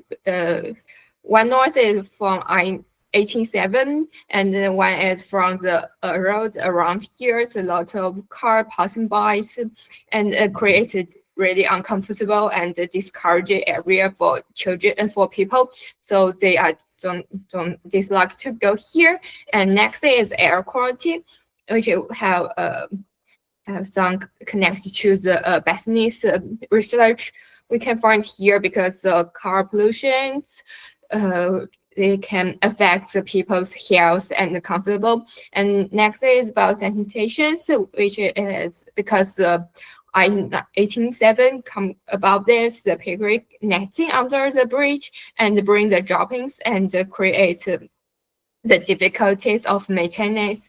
And next is about the storm water, because the pavements are all hard pavements, the water cannot go down here, so it may increase the flood risk and limit with some limited nature drainage solutions in these places. And about lighting, the nature daylight is blocked by this pathway, and especially in the night here are not very much light here, just very small, and lighting light under the bridge. So I would consider it unsafe places and discouraged places which people can not or feel uncomfortable or unsafe to stay here.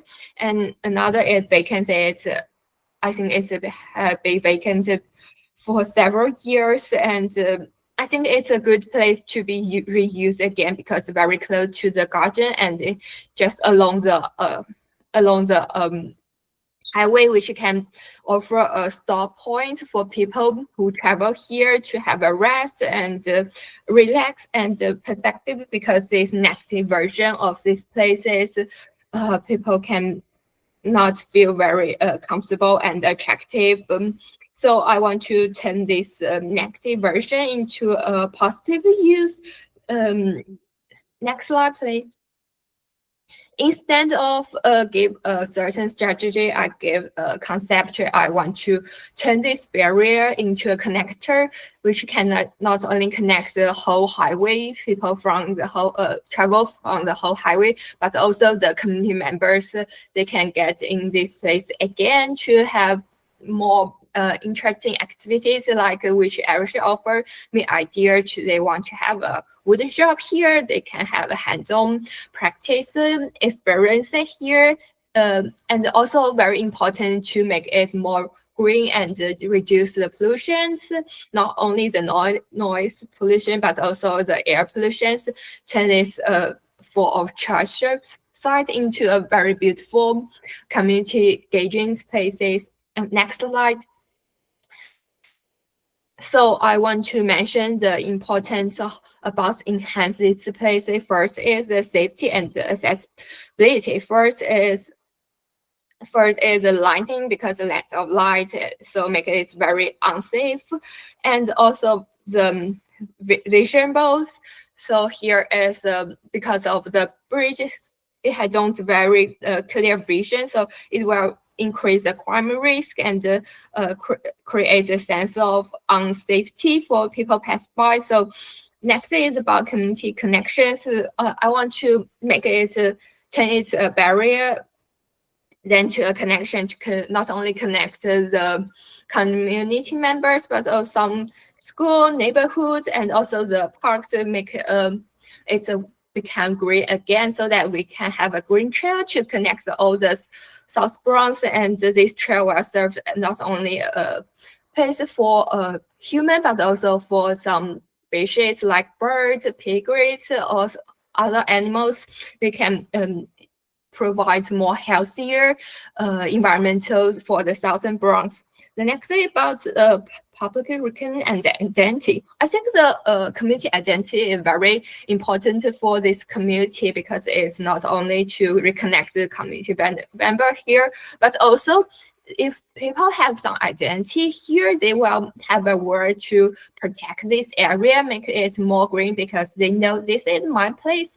I need to maintain it and make it green again. So I want to enhance these places, can have more landmarks instead of very negative views, and build some neighborhood proud and identity by this local culture, art, and history in this site.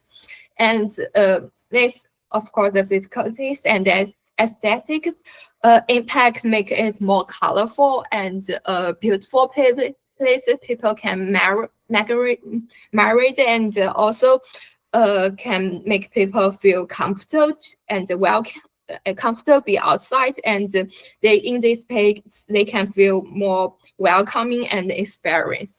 Yeah, this is what I did in this site, and I think instead of give out more detailed strategy, I just want to emphasize the importance of this site, and I believe this project will next pass to the MIT lab. So this is all the work I did here.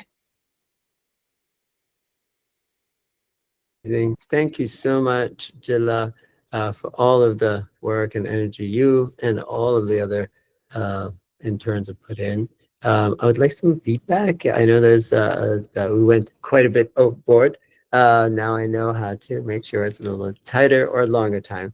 But yes, I think Nif, you're still here with us. So I am still here with you, and I think these spaces, like this space in particular, has so much potential, and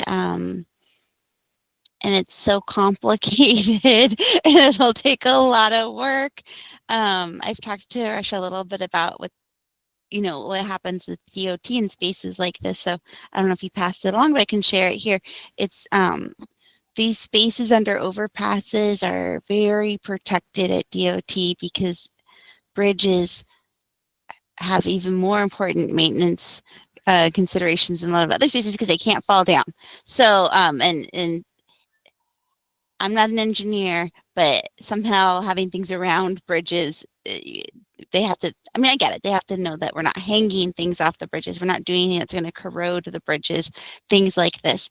So, but that is a very sensitive stakeholder group that you might not otherwise have to work with as much when you're doing stuff in the gardens or in parks that aren't next to bridges or overpasses.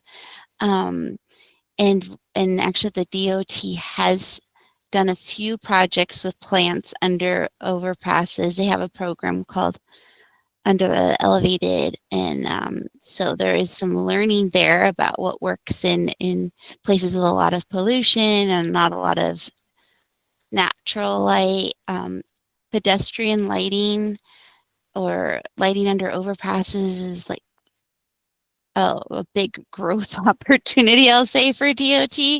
A lot of times when my agency calculates what needs to be done, it's for conditions that don't even exist in New York City. It's like a lamp that's 4 stories in the air above the tree line. And they calculate how much light you'll need on a highway, which is not most of our streets, certainly not what's going on under underpasses, but it's very interesting too.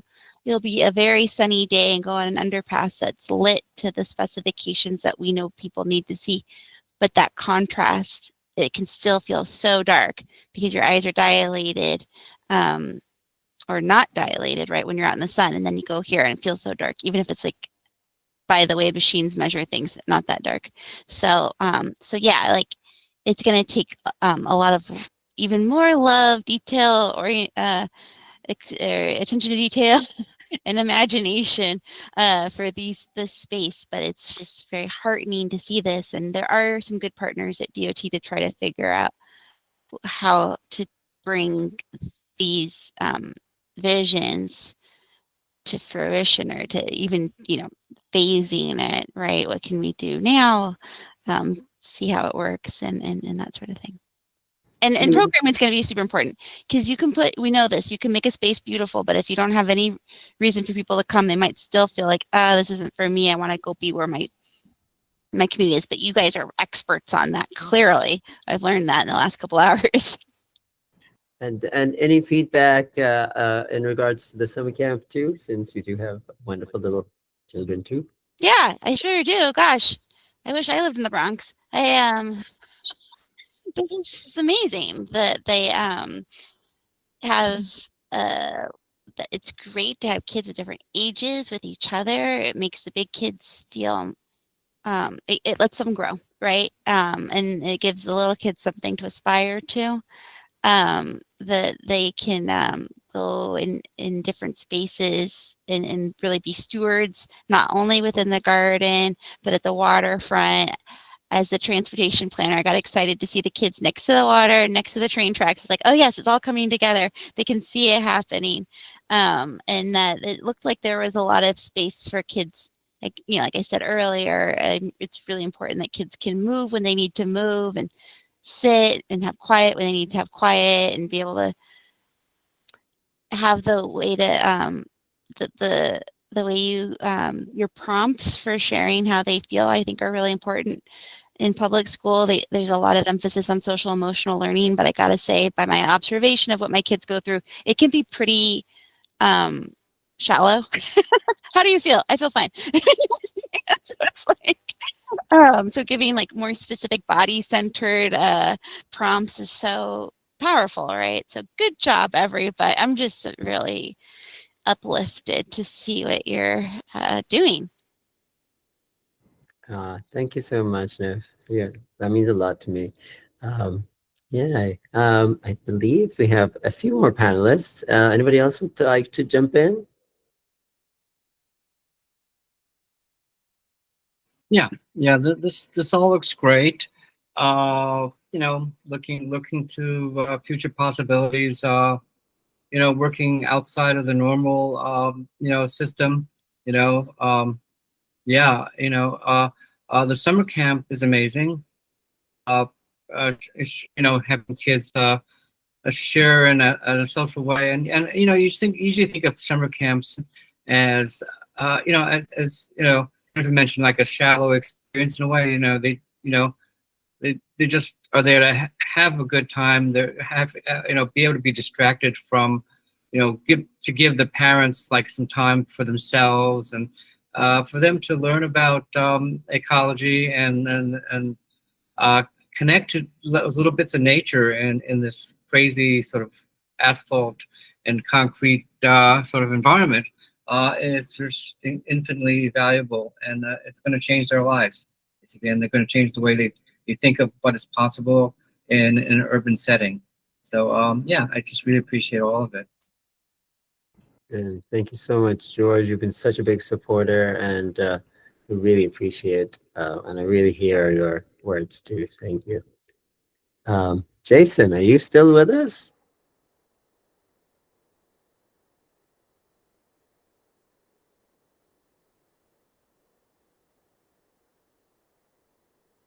Nope, does not look like. I think Jason had to jump off again. It was so great to have him and his lovely child, Creighton, as well. I think this is where any of you, as different interns, as different folks who are still with us, can have a feedback for each other, and you know, so kind of say our goodbyes in some ways. Maybe we'll just go around, say how you're feeling, what you're grateful for, and yeah, it's just makes me very sad to know that this will be one of our last online thing. I'm very grateful for all of you amazingly. And again, I have tears, I have joy, I have a lot of feelings coming in through me. So yeah, whoever would like to go, maybe I'll start. I just want to thank you all from the bottom of my heart, top of my heart, all the parts of my heart, and the rest of me for this amazing opportunity you gave me and all the other community members for, you know, giving your fullness to this adventure. So thank you. I wish you just all the magic that the earth has given you, the garden has given you, all the children have given you, to take it to the heights that you need to. And, you know, yeah, so thank you, thank you, thank you. And to my left is Skylar. Yeah, just echoing that, I'm just feeling very grateful for this opportunity to work with More Gardens and Children's Magical Garden and working with all the other wonderful interns. Everyone is super fun and talented and just great to get to know everyone and the community members too. I've been working with Carmen and that's been really great. And Lizette, just great to be working with people who are motivated about just keeping the garden going and yeah, bringing more people in, and yeah, just had a wonderful experience here. So very grateful for that. Should I pass it? Okay, I'll pass it to Justin. Okay, hi folks. It's a little bit harder to say the right things, especially digitally. I don't know if it's just me, but every time I have to hop onto a digital meeting, I start thinking about Zoom and like the negative smog of quarantine. But if there's anything that is true, it's that I appreciate the time that I spend with you guys. You know, working together with people is a much better way of remembering them than like being in the same classroom as them, for example. So even if, you know, we drift apart or, you know, life takes us in different directions and stuff, I trust that I will have taken some things from the people that I've met and that the reverse has happened too. And I think that that's precious. Now, if I had to pass it on, I guess I'd give it to Maritza. Yeah. Hi everyone. I want to thank you all for hopping onto the Zoom call, but also for kind of giving a piece of yourself throughout the whole time that we've been doing this.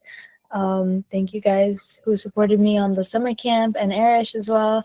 Thank you for the opportunity this summer to kind of join all of you guys. And yeah, it was really nice meeting all of you and just kind of like talking, interacting. Justin, Gila, the times we went to Two Boots, that was really fun. But yes, thank you all so much. And I'll pass it to Gila. Yeah, thank you guys here. So it really helps me a lot, not only the interns on the ground, but also some architecture interns. We talked a lot, and you really help us to generating perspectives, help me to design, and thanks to Eric gave me the opportunity. I really have a wonderful memories in this 2.5 months to experience in New York. So pretty exciting about these memories, and it's incredible work for me, and it really helps me a lot. And I explored a lot about which I was really interested in the environmental justice, and I will continue to go on study landscape architecture. So maybe future it will help me a lot in my future works. Thanks, and I will pass it to Jacob. Hi. Thank you, everyone. I loved hearing what everybody did this summer and feedback on everything. Yeah, I had a wonderful time this summer. I was mostly online due to like being a few hours from the city, but I did pop in a couple times, and yes, for that Catskills trip too. But yeah, it was a great opportunity. I wasn't as familiar with like landscape architecture specifically, but I was very interested in it, and I feel like as like since my major is more like interior design, interior architecture, it's important to kind of like connect the two. Um, and yeah, it was just really informative, and I look forward to taking this and using it in like future work. And yeah, I just learned so many skills, and I'm very proud of all the interns and all the members here. Um,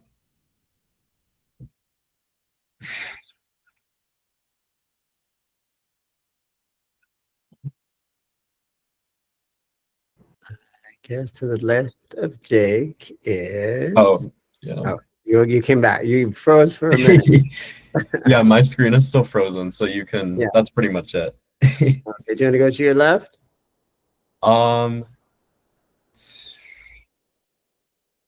I believe everybody on my screen went. I know there's like others, but All right, let's pass it to George. To me? Yeah. Yeah. Yes. Oh, okay. Hold on a I think you're second. the only Okay. George. Yeah, I just you know, I met some of you, but I haven't met most of you, so just really good to hear what you're thinking and feeling, and that you know, develop this closeness, and you know, just it's very moving for me to see how you all are and how you interact. You know, I barely remember being your age, you know, and you know, it's just like it just gives me so much hope for your generation, you know, because you'll be, you know, doing the right things, and you know, and you know, fighting for the things that you believe in. And so I think this group of interns is really special. I've seen many years of interns coming in, and I think that you are the most passionate and committed, and just really, you know, right on task with everything. So really, really, you know, it's really great to be online with you, and you know, to see, you know, a little bit. I get glimpses of your personalities. Everybody's really complex, but I can see that you have an overall commitment to, you know, making this a better place. That's it. Who's to your left, George? Who hasn't gone? I have four others on my left that are not on screen right now.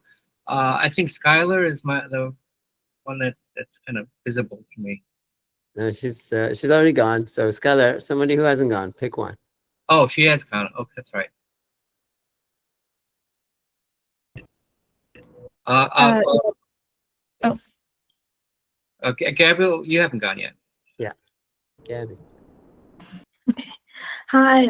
Yeah, just it's been a really great summer with you all. I've loved working with you, spending our days in the garden. You guys are all really great and clearly very dedicated to this work. And it was great to work with people where their heart was really in it, and we all were like working towards the same end goal because we cared so much.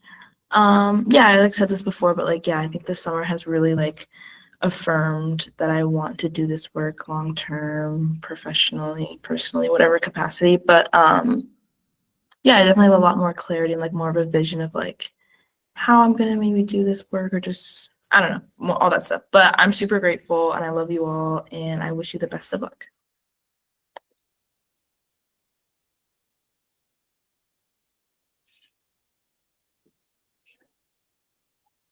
Austin, how about you? Sorry. Austin, you're still with us? Yes. Somewhere. Nope. All right. Let's see if Karen. Nope. All right. I think we'll. Nif? Well, in conclusion, I'm impressed with everybody here. And if anyone is curious about what we do at the Department of Transportation, believe it or not, we do a lot of engagement. I mean, and there is a group called Safety Education. There are, I started my career in nonprofit and I'm currently in civil service, and it's a good place to work. So if you want to learn more about that, Arash has my contact information. I'm very happy to connect on that. And yeah, like also you guys are amazing speakers.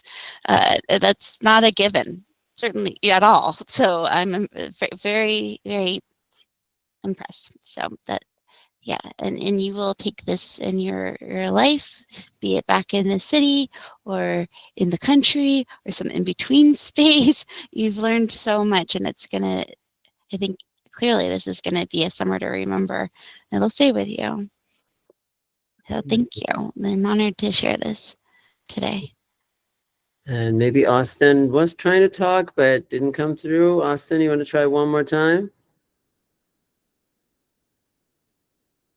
So we had you speaking earlier. All right. And Lisette, are you with us still? Would you like to say good? Yeah. Do you want to All say? right. Yes. I don't know. My kid. Well, I was trying to see if my kids wanted to speak, but they don't. That's fine. They sure. I have like this planet of gratitude. This was such a very uneasy summer in terms of the world, and it did not feel like that when you just came into the garden. This was a summer where, speaking of Children's Magical Garden, even I just spent a day in the Bronx Garden, but you guys really helped in making all the spaces feel very welcoming and very empowering to come into. So thank you so much. And you guys are always welcome to the garden. Please don't hesitate to come by and hang out and not have to set anything up. We'll let you relax, I promise. And I hope you all have like a really good year, really good year in school. And this is a good, I hope this is a really good path that you're going to follow with your year and with your career. So thank you so much. Mm-hmm. You're very welcome to come to my community garden, Rockwell Berries, and just sit there and not and just enjoy the smells and the fruit and the community. Especially Sunday nights, there's always a lot of people coming around then. So I'll be the first one coming just to do nothing. yes. A lot of the times there's a line. It's a good time. Amazing. Romy, did you want to say something? No. She wanted to say bye. Say bye. Bye. And say thank you. All right, Karen and Austin, are you able to say anything here? Yeah, Karen. There, you were there for a second. Yes. I mean, it was a really great experience for me to working, although I'm in California, but I've learned a lot and like through research and like, yeah, so I really have a good like experience working with people and meeting new friends, meeting new people and like know other people's strengths and hear their stories and then personal growth. So it was really lovely to meet y'all. Yeah. And I hope you guys have a best wish and good future later on. Thank you. Thank you. And Austin, were you able to work through your ability to get through us? No. Well, I'm sending you lots of love. I think that is everybody. Thank you. And yeah, I think have an amazing rest of this summer. There's a little bit left of it, and I thank you again so much. I think Lisette said all of the things. I know Jason would have said just as much. And I know the kids are going to hold a lot of heart for all of you, both in person, but also on the lines that you've been doing. So, all right. Well, thank you. Left hands, we'll put it in. And we slightly turn it to the left, and off we go. Beautiful. All right. Wait, sorry, Erish, are you able to hear me now? Oh, that's you are. Austin made it. Okay, I'm so I knew sorry. that would power you in. Okay, cool. I just wanted to just briefly say, like, this call is like really bittersweet because, you know, I've over the past few weeks I've gotten to know each and every one of you, and it's been a blast, and it's been really like a blessing to be able to get to know you guys and to learn through you guys, not only in like your own you know, your own talents, but also just in general about like just leadership and teamwork and just, you know, all the good things. And I feel like I gained a lot. I also recognize the importance of leadership thanks to Erish and all the work that he's done in the Lower East Side and South Bronx, and then the Fern Dragon camp. And I'm really gonna miss you guys. So thank you. Thank you for a great summer. And I hope our work in the environment, you know, goes on in the future. Thank you. Yeah. Miss you, Yushan. Bye. Yeah.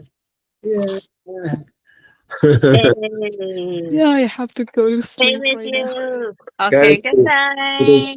It's Night her. night. It's her 4 a.m. Just so Yeah, you know. 4 a.m.